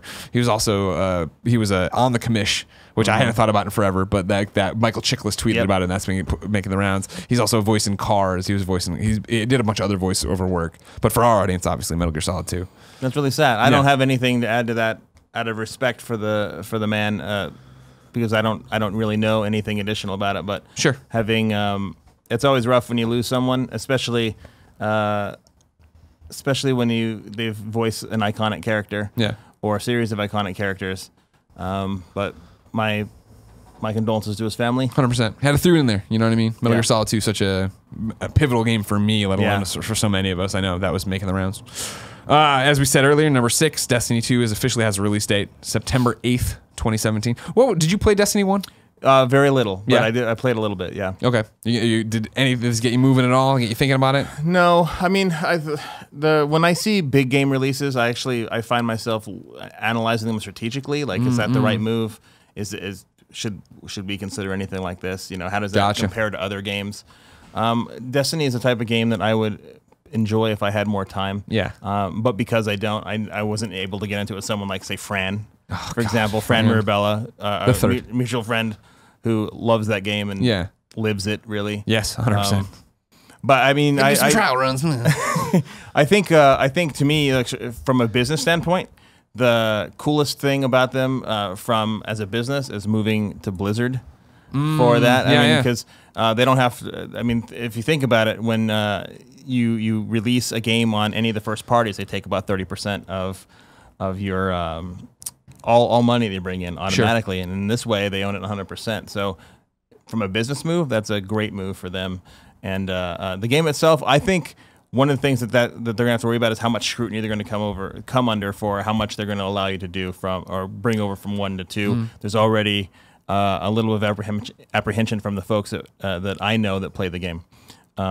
But they love the game and they're going to buy 2 anyway. So yeah, exactly. I think it'll be like a momentary lapse. I'm like, nope, okay, let's go buy it. I played Destiny 1 when it first dropped for a while, and I got to, I forget, level 24 or something like that. And it was one of those things what you're talking about, though, where went away to a PAX or something for a weekend and came back, and people had already started doing the raids and stuff. And then it was like, I got to try to catch up, and I didn't catch up, and I bounced. And then for the DLC, like Taken King, I came back and popped around for a while. I was like, all right, cool. But again, you talk to Fran and like Brendan, like they're speaking another fucking language when they talk about it. It's like, well, this train has really passed me by, guys. I'm like going, I'll see you later. But I don't want to patrol the moon by myself. Every time Fran's online, he's playing Destiny. Yeah. Every time. Yeah, and so that's the thing of like, I got to play Destiny 2 at LA last week for Judges Week and at the event or whatever. It felt good. It felt like more Destiny. I like the idea that they say, like the story trailer they showed and the narrative they talked about seems great. I played through that whole opening. I was like, okay, cool. And the maps actually being populated and having things to go do on your own. I'm gonna give it a shot. I think I'll stick around again for a while. It'll just be trying to find a group that it's always that thing where kids will tweet me and they'll be like, hey, you mentioned you want to get back into Destiny, you want to do this? I'll gladly pull you through the raids. And I'm always like, that doesn't sound fun. I don't want to be pulled through. I want, like, what I really loved recently, not even that recently anymore, but a few months ago, I went back and platinumed the Division, and I went back and I was playing with Fran again. And it was that Fran and I left off at a very similar spot. So we both jumped back in at the same time and both didn't know what the fuck we were doing and learning and talking to each other. Like, wait, how did you do that? Oh, and like, craft this, do that. But it's never as much fun to have like Alfredo just grab me and like, and I was like, I don't know how my gun works. You just leveled up. Yeah, exactly. All right, you're level capped now. Go do whatever you want. I'm like, no, I don't want to do that. So hopefully if I can get in the wave 1 right away with Destiny and go, it'll be fun. I think the key, though, is that it is what you said, and sometimes it's used too much as a pejorative, but it's that it plays like Destiny. That's important, right? Yeah. At least it felt familiar, and you didn't feel like it was so different that you had to learn something new and it threw you off. That's always good. I think that people forget that it's always good that it feels the same and doesn't feel vastly different, which I've experienced a few times with sequels I was really looking forward to that changed too much. Yep. Just for the sake of doing it. So I think that if it feels like Destiny and it has a lot of these a ton of new features from everything I've read, they're adding a ton. Yeah. That is definitely a good start for them. Well, on the ride over there, I was talking to Austin Walker about it, and it was that like, well, what do you want out of this? And I was like, I don't know more. And he's like, that's the thing. Like, what?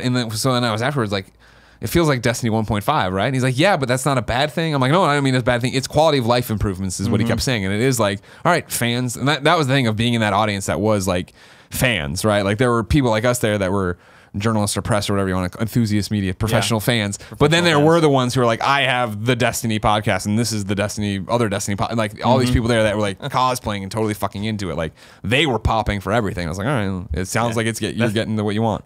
If they're happy, then the community will be happy. A new Dragon Age is coming.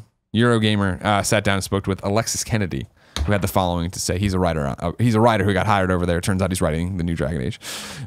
Quote, there are huge differences between all of that and what I'm working on at BioWare, which I can now legitimately say is in the Dragon Age franchise, although it has been known for a while. Notionally, it was a secret, but because of who I was working with, everyone who cared knew. And then, the day I started, Mark Dareth, executive producer on the Dragon Age franchise, tweeted saying, welcome to the Dragon Age franchise. So I thought, well, I guess that's official now then. How video games get announced now in 2017. Yep, it's happening. No surprise, right? I don't think anybody thought Dragon Age was dead. I didn't realize the last Dragon Age left so many people sour.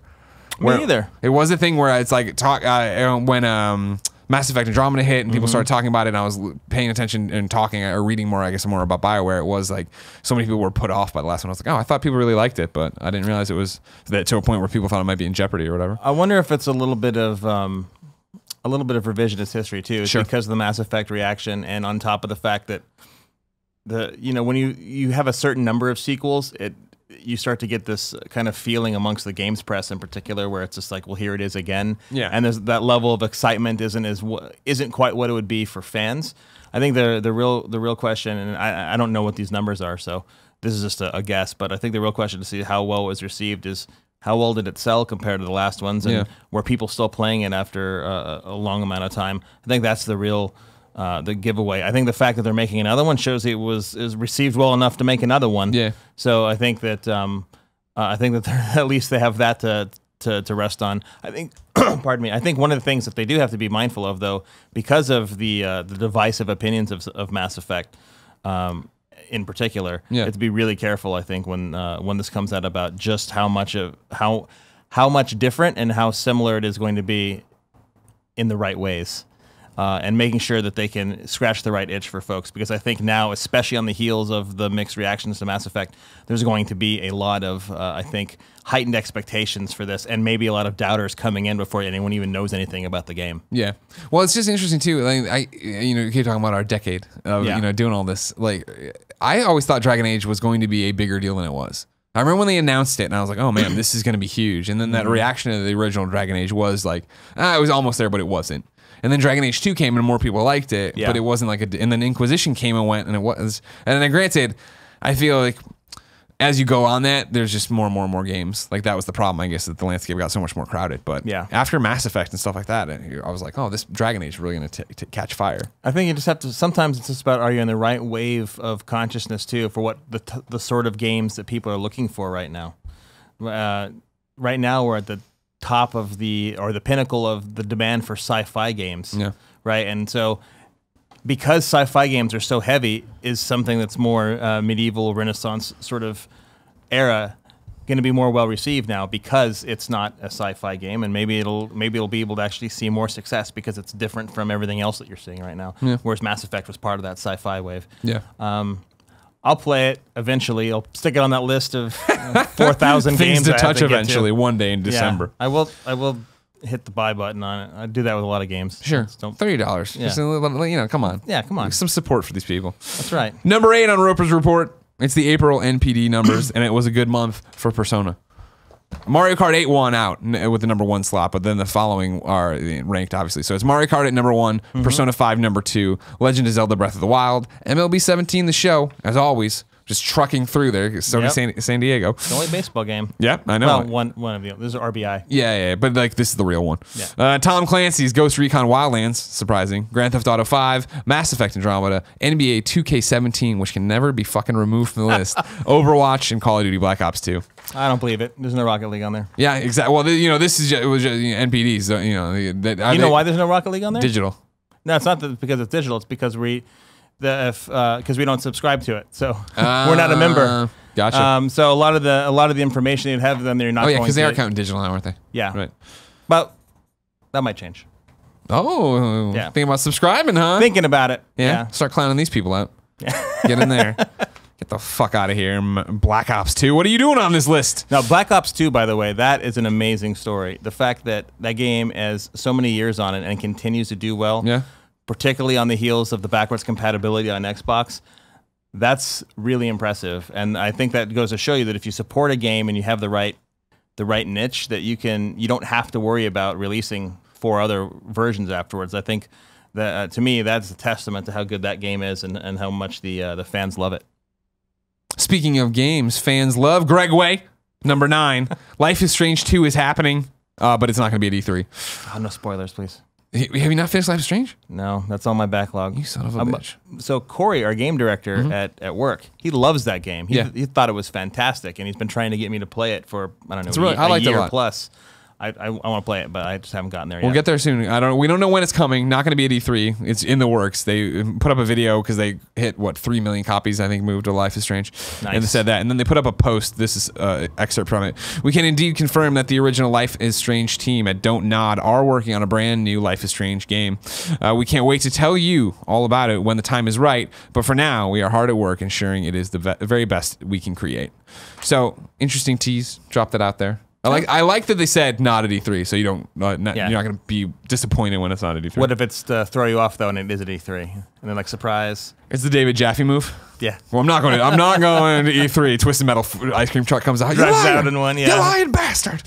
And then finally, as always, wrapping up Roper's Report, we have some release dates for you. Number 10 here. The Walking Dead: A New Frontier Episode 5 is dropping May 30th. South Park: The Fractured Butthole is coming, apparently, October 17th. And then Ace Combat 7: Skies Unknown, delayed until 2018. Wow. Ace Combat's still kicking.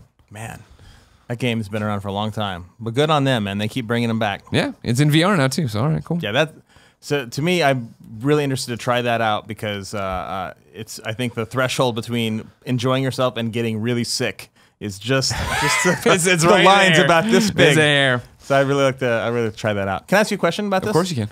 Because this is the final PS I Love You. Is that also the last Roper report? Last Roper's Report, yeah. Yeah. So unless that comes back in some other thing, maybe one day. Who knows? Yeah. I know. Well, in the meantime, then, thank Kevin's you, eating Roper's pizza. Report. Thank you, Roper's Report, wherever you may land. Is that a cookie or a pizza? Okay, looking good. Can I have some water? Sure. Thanks. Do you want another Diet Coke? No, I'm good. You're milking it. You're making it last. I like that. One I appreciate sip at a time. I appreciate that. I just refined way. I just guzzle that water. Don't worry about that. Nice. No, I'm good.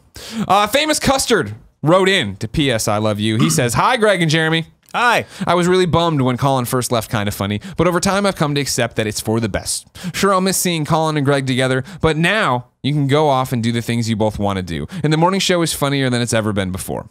I am, however, left with one question. If I wanted to find out which games were coming to my favorite PlayStation platforms this week, where would I go now?" You mean the oh god, I can't remember this. We made it up every time. Yeah, it was just had a few things in it. Greg's list.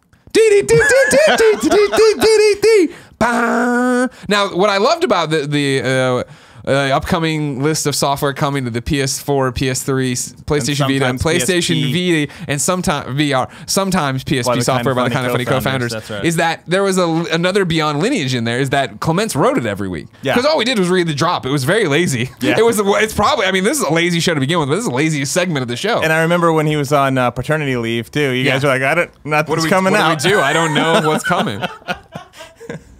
Now, in bad news. Because this is real bad news here. Oh, okay. In bad news, in terms of horrible timing, for the final upcoming list, Clemence's post for the drop this week is like, hey, in the lead up to E3, these might be bare for a while. We'll go back to the old format eventually. So there's no terrible descriptions to read. So it's like, I just have names of games. So that's what you got to ride out this segment for the last time, unless I bring it back somewhere else. You could do a Rorschach where you can try to figure out what kind of game they are. Okay. Well, the first few are pretty obvious. When we get down here, we'll get to them. ACA, Neo Geo, The Last Blade. I bought that. PS4 digital out, $525. I'm a big fighting game fan. ACA, Neo Geo, World Heroes 2 PS4 digital. Nice. Out $525. I will buy that. Bugs Box PS4 digital. What do you think Bugs Box is all about? Bugs It's all Box. one word intercapped. Bugs Box. I would imagine that's a game where you're playing as a bug and maybe you either need to kill bugs or you are a bug and you need to expand your territory. I have no idea. It could be you're collecting bugs and putting them in a box. No, that's a good. That could be something. Idea. Yeah. I see. Box. Yeah. If it was on Vita, I would say it would be a touchscreen game where the bugs are crawling in. You got to tap and put them in the box. Yeah, exactly. That'd be easy platinum, and I'd be for it.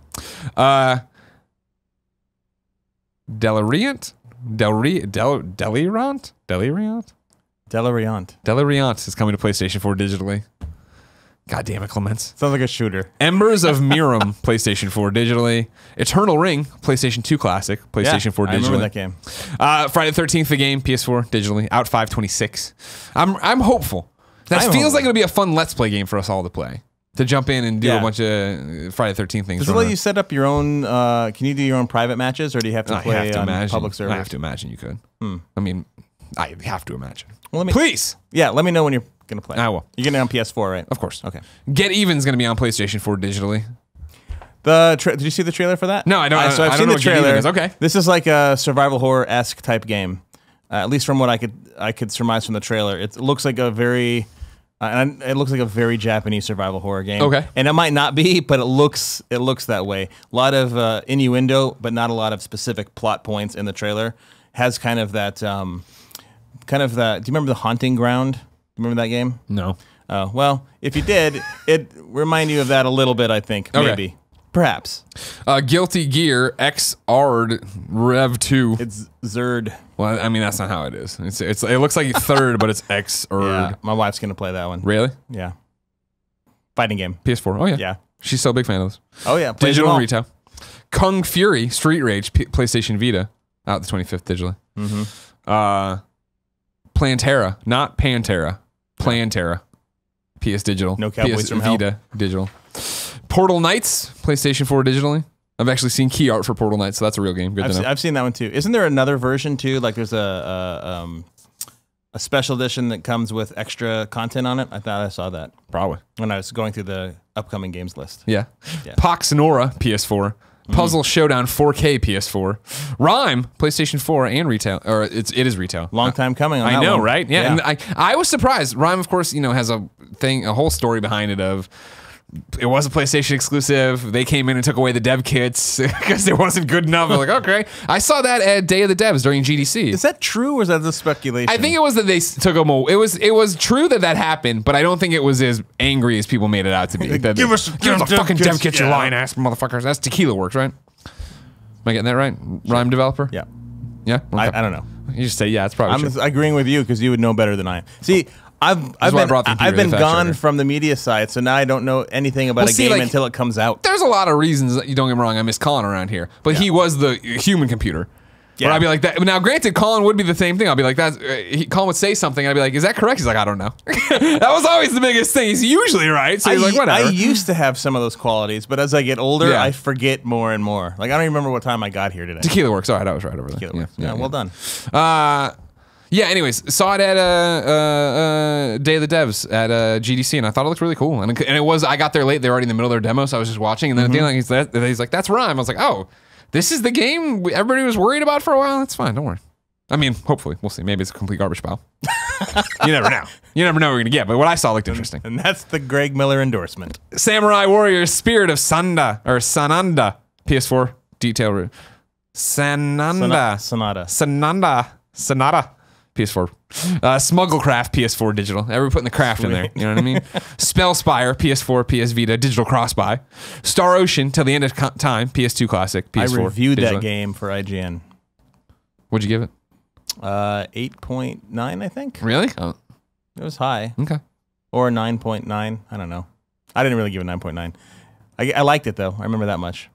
Now here, and this is I can't say it's pick of the week, but definitely title of the week. Utawerumano. What? Mask of Deception. Utawerunano. Utawarerumono. Mask of Despair. Deception, damn it. PS4 and PS Vita, digital and retail. Sweet.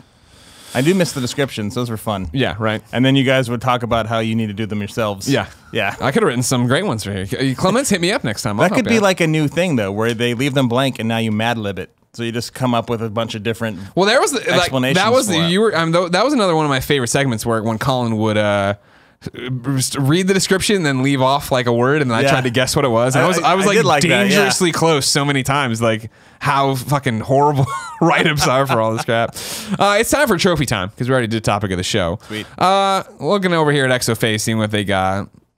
Special delivery for the PlayStation 4. This kind of looks like a Paperboy clone from the graphics. I don't know if that's really what it would be here. Oh wow, that does look like a right. Paperboy Collect clone. 10 newspaper pickups. Well, I'm already interested now. It's got a platinum, of course. Hell yeah, it does.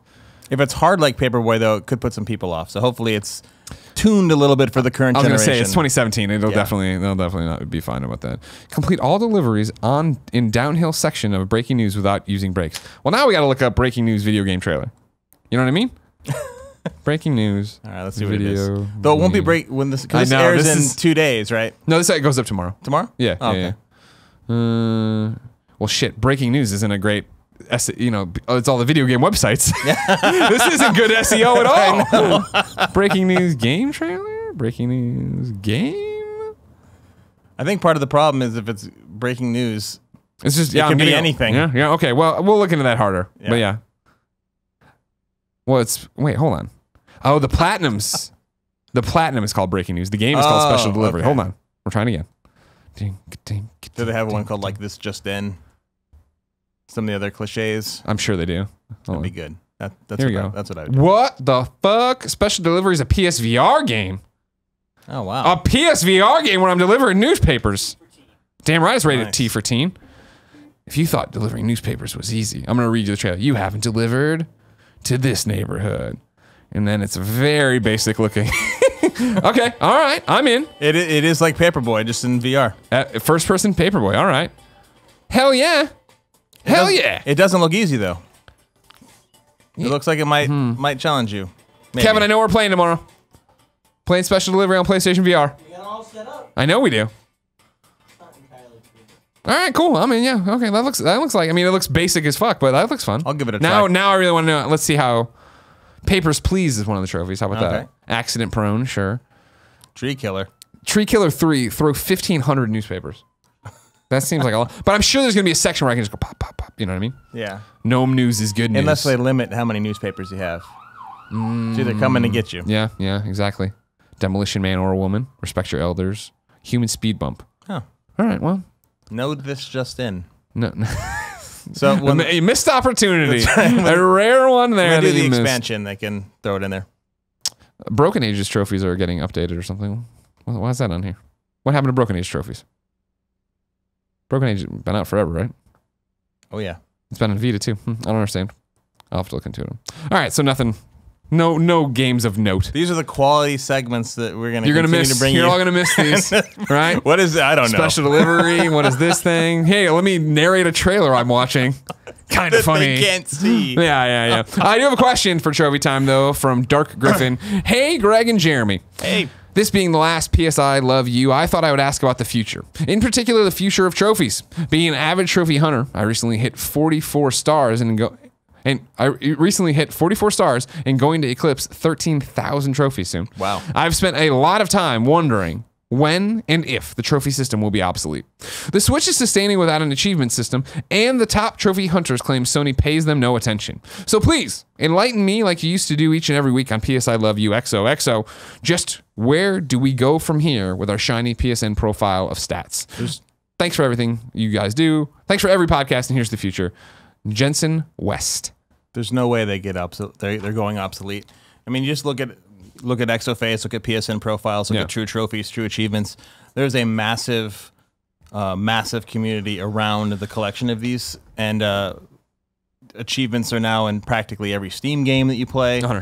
I would argue that just because Switch doesn't have them doesn't mean it's the end of the doesn't mean it's the end of the practice. I think that's just something that a lot of people wish the Switch would have. Yeah.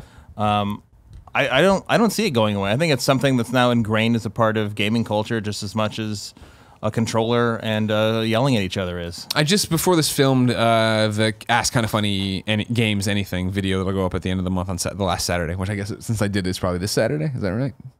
Kevin's on his phone. He is.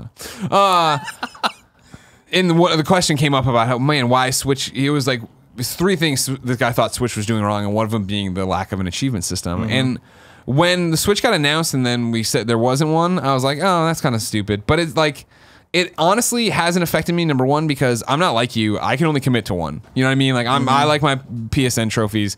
Xbox, I'll play an Xbox game and I'll never even think to look at the Achievos because I just don't care. It's not a big deal. And so then playing it on Switch where there's just no option, it kind of is liberating, freeing in a way where it is like, I'm just going to play Zelda. I'm just going to do it. I don't feel the reward is in the game, which I know is a stupid thing to say, but it is like, I love Mario Kart. I play so much Mario Kart, and it is to that point now of like grinding out coins where I do come out and it's like, oh fuck, I popped something great. What is it? You know what I mean? Or knowing that if I go and get all the gold, wheels and the cart and Mario and all that jazz, that's like an achievement to wear online and show off to people and stuff to that effect. No, I actually agree with the idea that it's probably very liberating not to have them, because I think that actually my pursuit for trophies and achievements, personally speaking, gets in my way to be able to sit down and just play something nonstop at only that game for X amount of time. I think I'd be able to spend a lot more time with games if I didn't have this strange obsession. But I also think that it's now an expected feature for most video game systems and platforms, and I think that moving away from it will probably do more harm than good now. I don't think that there'd be a collective like, oh, finally. I think it would be received in a much different way, and that why did you take this away? This was a meta game that we really enjoyed doing. And that's the thing is, I don't think they're going to be irrelevant. I don't think they're going to be removed from PlayStation 5 or whatever comes next. I don't know if Sony's ever going to double down and care more about them. You know what I mean? Yeah. I think it's a nice tip of the hat when they send out those, you're part of the 0.01% that got the Platinum and Bloodborne emails, right? That's a cool pat on the back for people who actually got that. Yeah, I think it'd be awesome, of course, that if they gave discounts based on it, or if they gave you exclusive access based on what trophy level you have and all that jazz. But they haven't done it, and they've never promised they're going to do that, and it's just something we all like. And like that's the thing I was talking about in the video too, is just like, I recently hit level 30 for trophies, and like getting it there was a nice round number. And it's like, I'm not saying I'm done with trophies by any stretch of the imagination, but it is like, cool. Like, you know what I mean? Like when you, like 25 was great. And then like 27 was like, and 28, you're like, you know what I mean? Like, and then 29, I was at forever, it felt like. And so to go play Coffin Dodgers to get the platinum, to push it a little bit further. Is that the one that got you to 30? No. I popped it, doing a Let's Play with somebody. I forget what it was. But it's a nice little move of like, okay, cool, like that's good for me, and I think that's part of it too, where I think my trophy obsession ebbs and flows. Like I always care, special delivery. I want to know.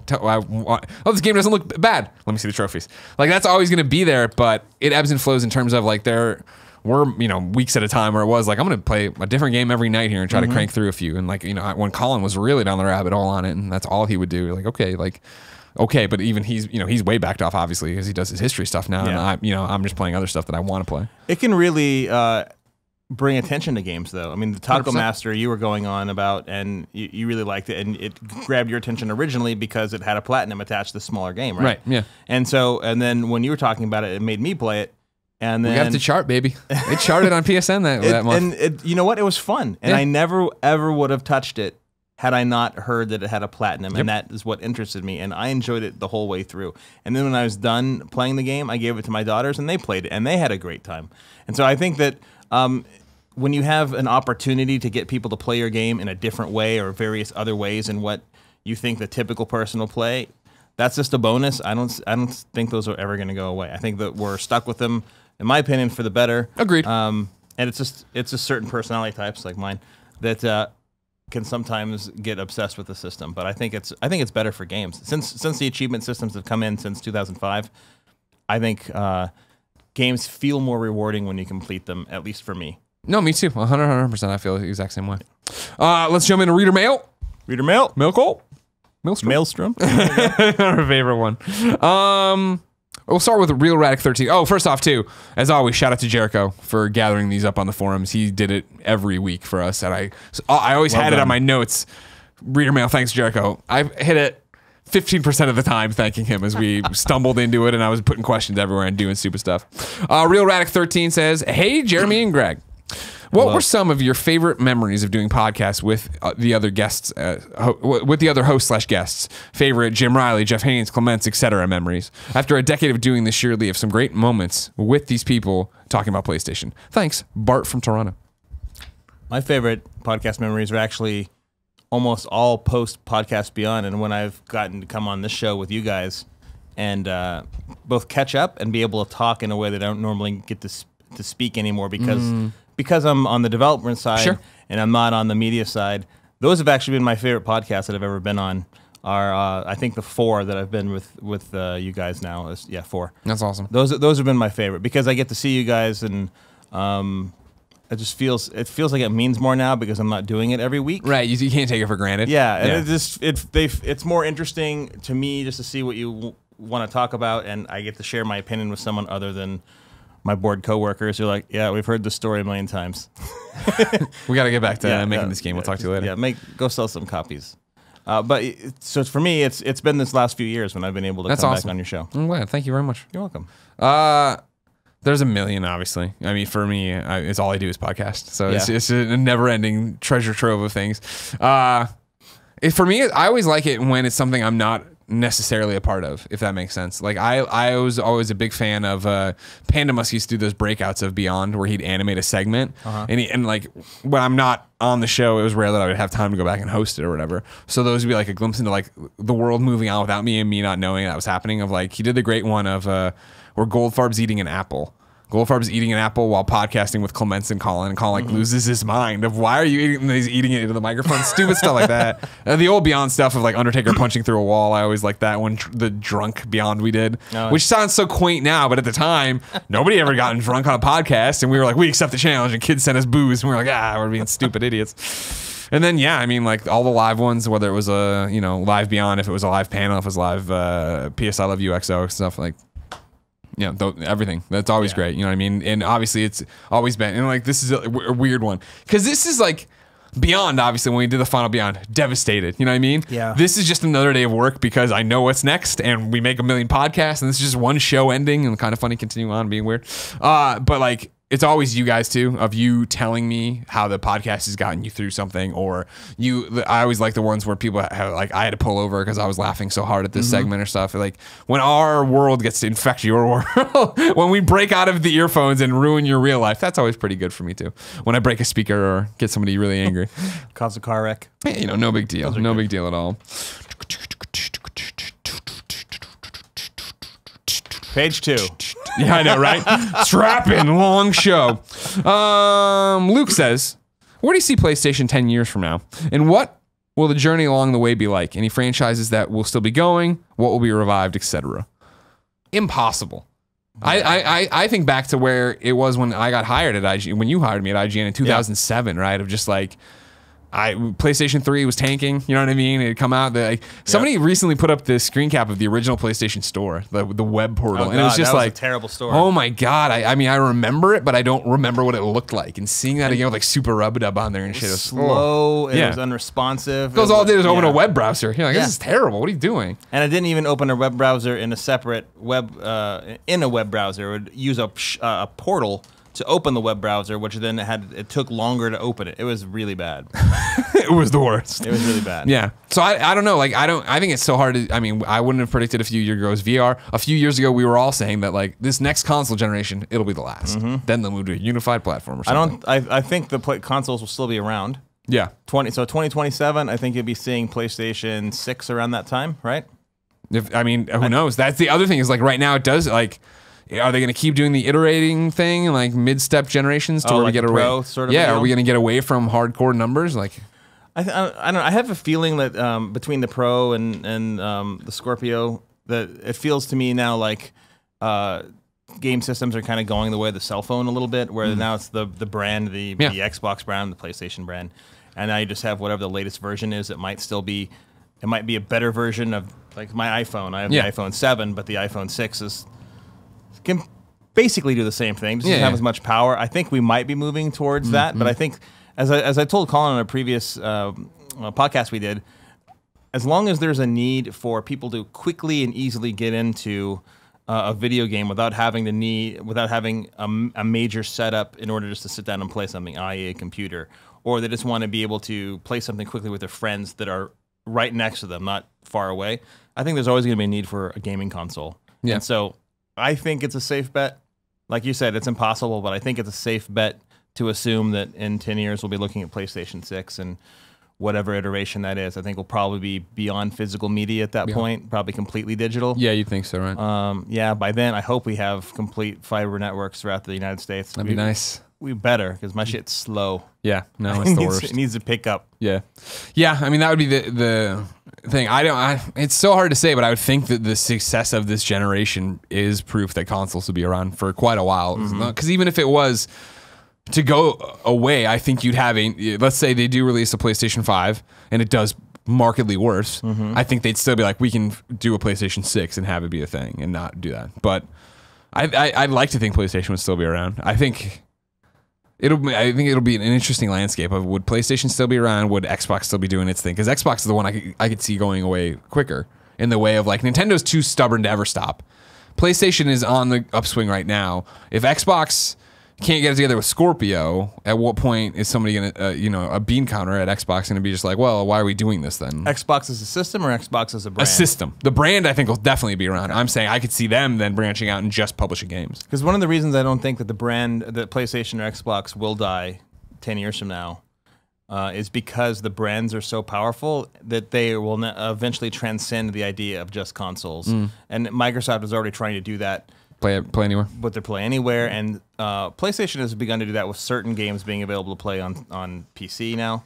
So I think that's just inevitable. It's an inevitable move towards a branded digital service, similar to what Valve has done with Steam. And I think that 10 years from now, that'll probably be fully realized. I don't think Microsoft would go away, because you have to remember, tables can turn very, very quickly. Last generation, it was Xbox 360 in the lead for most of it, and only near the end did PlayStation 3 catch up and then slightly surpass it out. Yeah. And this time around, the PlayStation 4 took off like crazy, and Xbox is now, even though it's far behind the PlayStation 4, it has narrowed the gap pretty considerably over the last year in particular. And I don't think anyone would have expected the Switch to come out the way it was, as strongly as it did. Because there was, but it was so different. And I think that that's proof that, as you alluded to, it's impossible to tell where the systems are going, but I also think, or where the market will be. But I also think that it's proof that there's such a strong demand for all these different ways to play video games that it's a safe bet that most, if not all of them, will still be around in 10 years in some form or another. Yeah. Yeah, all the brands I definitely see being around, whether if they are just publishing software or whatever. And that's always been Sony's, like, one of their strengths, is the fact they have that first party, and that if anything did go south and you turned off the consoles, that's fine, because they'd still have people making games that they'd be funding and getting out there. Yeah. Just Uncharted on Xbox and PC and all that stuff. I mentioned earlier, Jericho wrote in with a question. Okay. Hey, Greg. Hello, Jeremy. Hello. As we move on in to the last episode of PS I Love You XOXO, I want to ask you a few simple questions. I crossed a lot of them out, and I got it down to one. If you could change anything about PlayStation history, or if you could change anything in PlayStation history, what would it be? We can go back in time. We can undo anything that's happened in the PlayStation history. Where do you jump to? It's so stupid. I would just have them launch with trophies rather than wait 2 years. Sure. I think that I know it's been a recurring theme in this particular discussion, but I really do think that had they had those trophies ready to go at launch, that it wouldn't have been such a massacre in the early days of the PlayStation Xbox 360 war. Interesting. I think that it was a big like one of the factors that spoke to gamers in a way that no other system had done before, and it was yet another way that Xbox had the advantage over PlayStation at that time. Other than that, I mean, it's semi-related. I think PlayStation around the PlayStation 3 era. It's all related to the PS3 era, by the way. Of course. Around the PlayStation 3 era, I think that they just didn't get where their audience was going at that time. They got cocky. I think cocky is a good way to put it. They just didn't make the right moves in terms of where the community was going, where the industry was going, and resting on their laurels might be an overused phrase, but it feels like that's sort of what happened with the huge price point and just a lot of the kind of like, well, we're giving you a better version of what we just gave you before. That should be good enough. Yeah. So in a way, I'm glad that it happened though, because it educated Sony to come out of the gate so strongly with PlayStation 4, and it really, I think, taught them that no matter how on top of the mountain you might be, you can get knocked off fairly quickly if you don't keep a line on your customer. So I guess I wouldn't actually change that, because if that hadn't happened, then maybe the PlayStation 4 wouldn't be what it is. Yeah, that's actually that's an interesting butterfly effect of what would that do? Mine would be the Vita.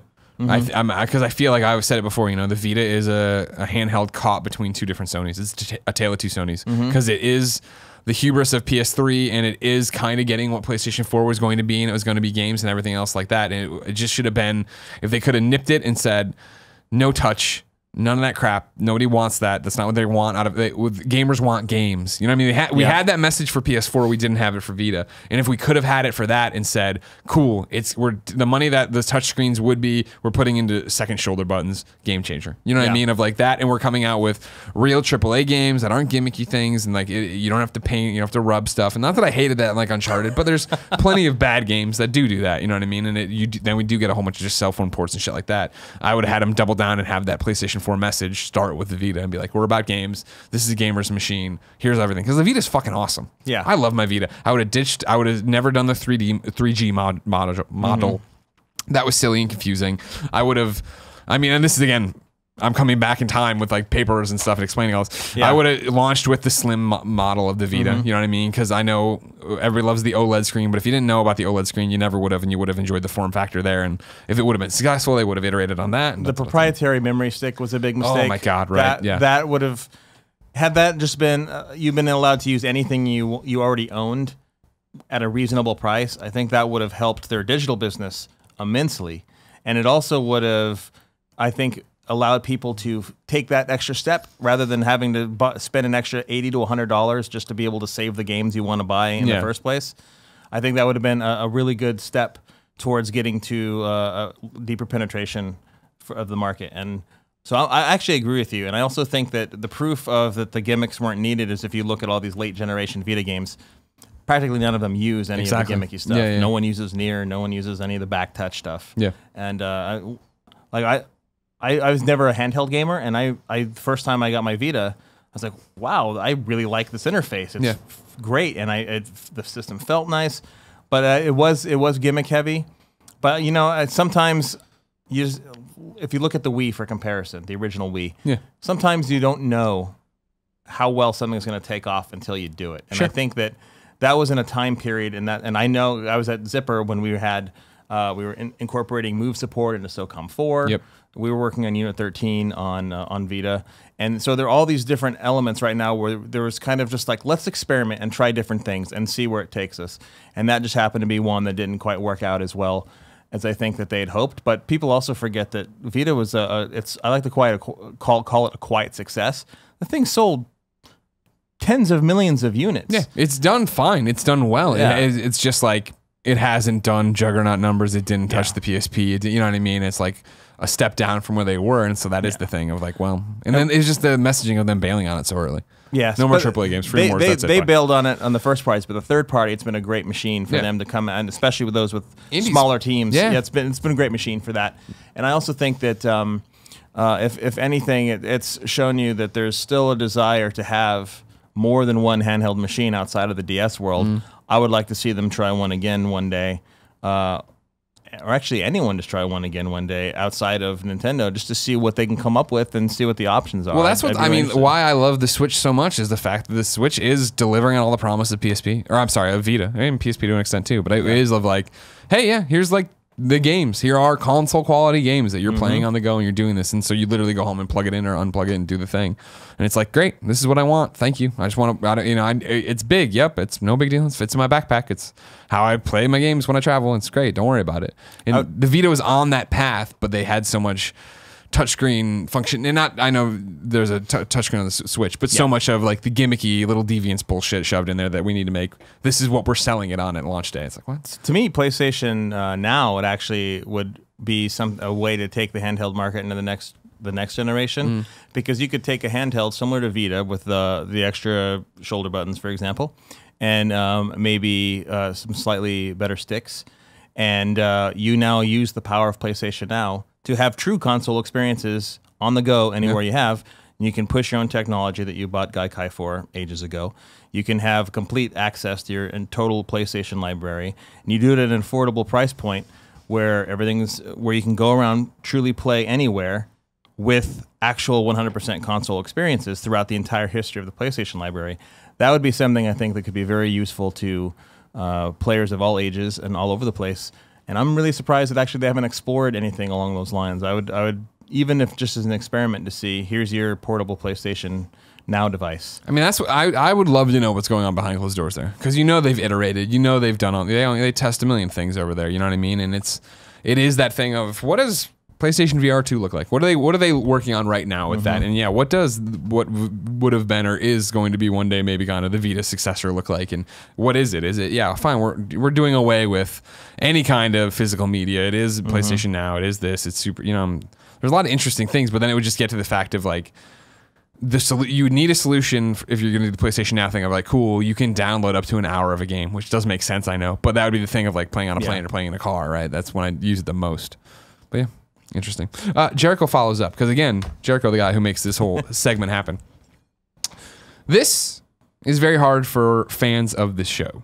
This is very hard for us fans of the show. There was a core of diehard fans of PS I Love You XO as well as beyond, and I think we will never forget this awesome time you brought us. So, from the bottom of my heart, thank you to and Colin for doing such an amazing job with the thing we all love so much. I will forever miss all things PS I Love You, the forum posts, the sometimes very smart and great questions from the fans, the funny stories from you guys and the audience with their worst PSN names, the way you brought people together to play, talk, hang out with each other, the beautiful art, thanks Candy Andy, on shirts and posters, the music that we got from the fans. Some of this was only made because of the show. The incredible guests, talking to you, Jeremy. And the hashtag PS We Love You XOXO movement. It was a great time, all 78 episodes. We laughed, we cried, and we laughed way more often, of course. PS I Love You XOXO taught me some stuff that I wouldn't have thought of before. It made me better at games, discussions about them, and overall a better person, and I truly believe that. I met a bunch of awesome people online that I would call friends if I ever saw them standing in front of me. Every era has an end. This was an unforgettable one, and we will always love you for this. Thank you. And it was a pleasure to serve you, Greg, and the forum users. From beyond the pond, Berlin, Germany, Jericho. P.S. We love you, XOXO. Thank you again, Jericho. Wow. For all your help on these shows. That was a great goodbye letter. He's a good guy. He's a good guy. You know what I mean? Very well said. That's what he does. That's what he does. Jericho, I'll probably need you for what comes next. So don't go too far. Probably going to need some help at some point on everything else. And yeah, we'll end reader mail with that. Okay. Good to do. Mr. Jeremy Dunham. Yes, sir. Would you like to meet your new best friend? Sure. This is a segment called P.S. I Love This Best Friend, XOXO. This is where one of you writes in to the Kind of Funny forums saying you need a best friend on the PlayStation Network. Then I read the name here. You guys go and friend that person. You play games with that person. You send them messages. Everybody's happy. This is Nathaniel. Hi, Nathaniel. 1023. Hello, Greg. Hello, Jeremy. My name is Nate, and I have always considered myself a very casual gamer. But on Christmas of 2015, my brand new bride, we got married earlier that month. Congratulations. Congratulations to you. Thank you very much. Surprised me. Oh, yeah, I got married while the show was on hiatus. Surprised me with an Uncharted collection and PS4 bundle. I clearly made a good choice in wife. I immediately went online to learn everything I could about my new PlayStation and eventually stumbled across a little show called PS I Love You XOXO, where two super cool sounding dudes talked about ordering chicken wings for 20 minutes. I thought, these guys aren't even talking about PlayStation, but I am for some reason intrigued by what they have to say. From then on, I was hooked. PS I Love You introduced me to the world of Kind of Funny and has always been my favorite part. I've always wanted to post something for the show, like a forgotten PlayStation game or a terrible PSN name I've come across. I saw Where Art Thou Scrotum once, but that's another story. When Colin sadly left and the show went offline, I thought I'd miss my chance and would forever be kicking myself.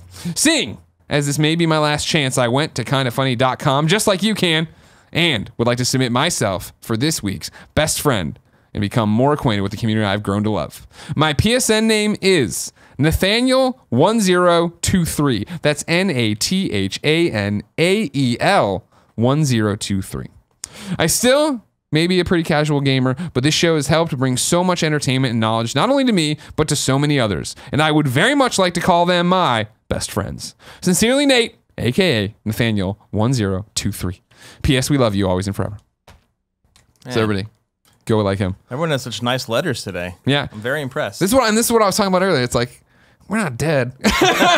This is not nearly as big as when we left Beyond. This is just us transitioning to a spiritual successor. The next thing. You'll see. Don't worry. Kind of Funny Live, June 3rd. There's a segment we call This Week's Forgotten PlayStation Game. A PlayStation game that didn't get enough love and people should go check out.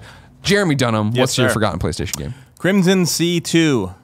Okay. It was between that and Crimson Tears, but I had to choose a Crimson game. Of course, it's got to be a Crimson game. But Crimson Sea 2 was a game that came out on PlayStation 2 in 2004-ish, and it was actually really good. It was one of Koei's games. It was like a Muso but with weapons, and it had an alien setting. Ooh. And so it was really cool because you could do a lot of hacking and slashing with powerful swords and stuff. But you also had guns, and those guns were really fun and inventive. And it wasn't yet in an era where you were tired of Muso games. There was still something kind of interesting and unique about them, and it just did a great job of combining elements that we'd seen before in games like Dynasty Warriors, and adding a really much needed shooter element to it with a fantastic visual setting. The graphics were great. Excellent soundtrack. And it was a sequel to an Xbox game. It was an Xbox exclusive game, the original, and the sequel was only on PlayStation 2. And it was better on PlayStation 2 in every way. And that's the one I would recommend. I don't believe it's available on any of the PlayStation Now services or in any other classics or anything like that. But if it is, I should have done more research. But if it is, you should check it out. Really fun game. If you still have your PS2s, go find that game. It's a lot of fun. I gave it a low 8 score. I think it was like 8, somewhere between an 8.1 and an 8.4. It's hazy. Yeah. It's been a long time. I was going to say a long time. 13 years ago. A lot of reviews in between. All right. Yeah. Good pick. Yeah, thanks. Thank you. Time for PSN's worst name of the week. This, of course, is because Shuhei Yoshida won't let you change your PSN name. Once you get it, that's it. You're locked in for life until you get banned or something. So we ask you to write in with your sad PSN names that we read here, and sometimes you get banned afterwards. You should have thought about that before you had a really gross name. Here comes a gross name from It's a Beautiful Day. Hey guys, I find that more often than not, the worst PSN stories you read out on the podcast are related to teenage angst / edginess. I thought I would follow suit and tell you my worst PSN story. The year was 2010.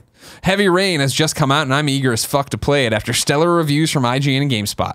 I'm 15 and just got my first job as a waiter and I've been saving for 2 months so I can buy a PS3. I bring it home and plug the bad boy in, unaware of what is about to unfold. When the start up screen asks what I want my PSN ID to be, I chuckle to myself and type in words that now haunt me.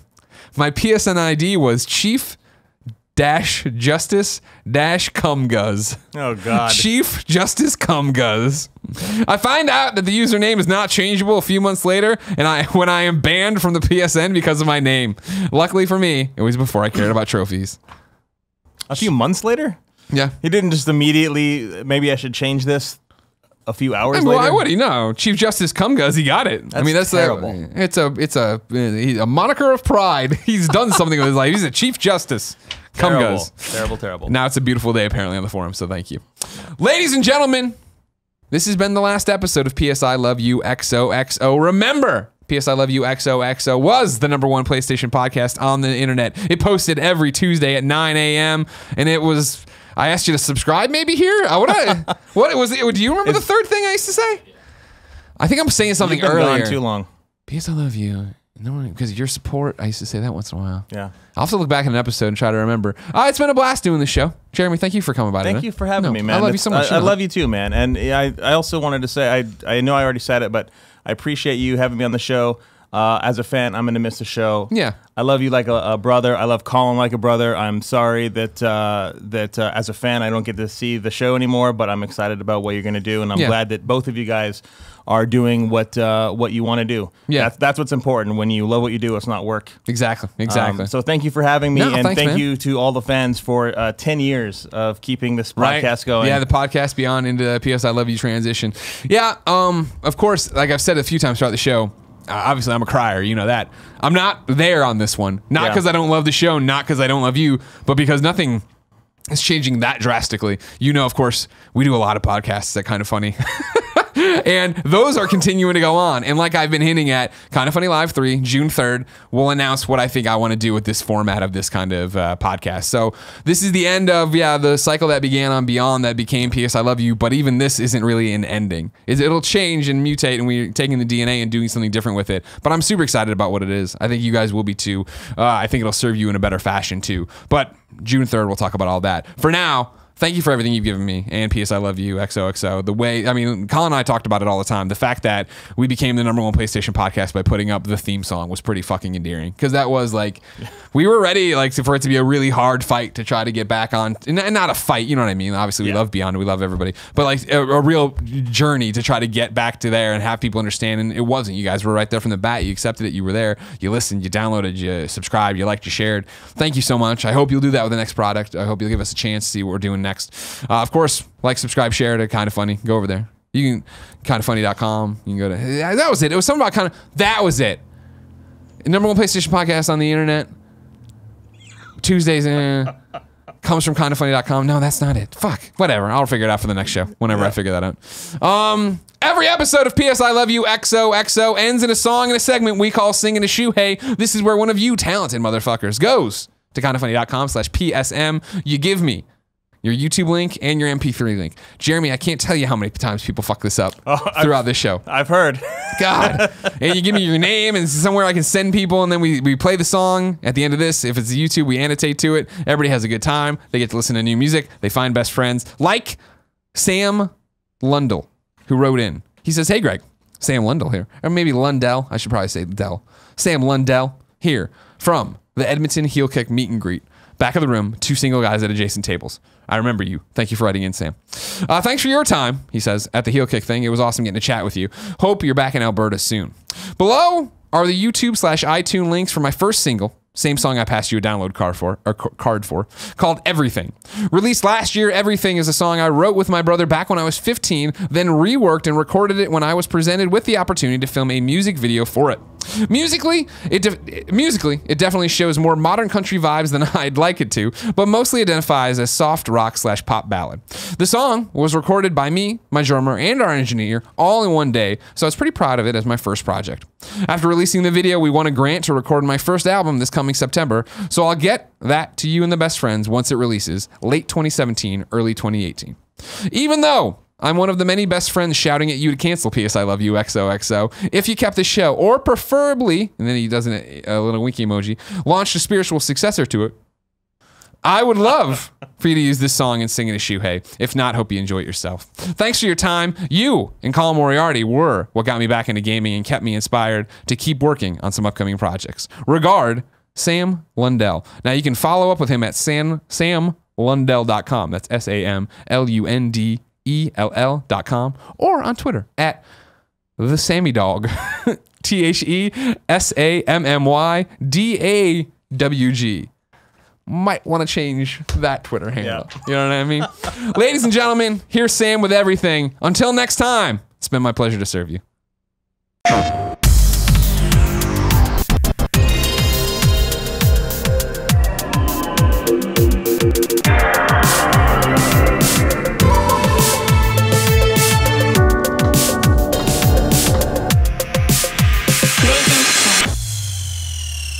What's up, everybody? It's me, Greg Miller, and this is Colin Moriarty. And Colin. Yes. We are recording this on September 28th. Right. 2015. Indeed. If everything's gone according to plan, it is September 28th, 2020. I think the thing we do here as a partner duo, as kind of funny, all these different things, is that we're very good about looking backwards, but never looking forward. And we always get to these kind of funny live things or beyond 400 or whatever, and we talk to the fact of like, man, it was so great when this happened. It would have been cool if we did something like this. You know, we've talked, I think, something about this before, but I thought we're about to launch P.S. I Love You, XOXO. Yes. We're about to record the first episode of all time. Yes. Theoretically, it's going to go well. It's going to launch a new Possibly. series for us. Yes. Theoretically, kind of funny is still all around. Right. I figured it would be interesting right now to do it here, just on what the set was in the first one. Like a time capsule, basically, right? Sure. Well, so this is going to, but people are going to see this now, or people are going to see this in 2020? 2020. So this is just going to go away. I'm gonna edit the show tonight. I'll put up PlayStation I Love You, and I will take this and set it in the back end and forget all about it. Set it and forget it kind of thing. Like Ron Popeil. Right, exactly. You think Ron Popeil's still alive? Ron by the time this Popeil video is goes now up? definitely some kind of hologram pitching things and stuff. Sure. But I just thought it'd be fun to do this. Thank Cool. you, of course, for your support right now. Best friends on the initial thing in 2015. I'm sure it'll go well. Seeing as how we're the #1 podcast without ever putting up an episode. Right. That's pretty impressive. Bodes well. Or we could really Or we just fucking screw set the pooch. expectations And way that's too the high. end, and it never ever works out. True yeah. enough. But yeah, I hope everything in 2020 is going well. I'm sure Kevin's death trying to get to Mars on his own, that wasn't good. Mars 1. He Mars called 1. it Mars .5, and he tried to do it on I'm going to get there before them. Yeah. Didn't happen. It'll be really dark when he did die in a I space know, shuttle it's accident. that's unbelievable. But yeah, Colin, I love you. I love you too, It's buddy. always a pleasure working with you. You as well. Let's start the next chapter of our lives. Okay.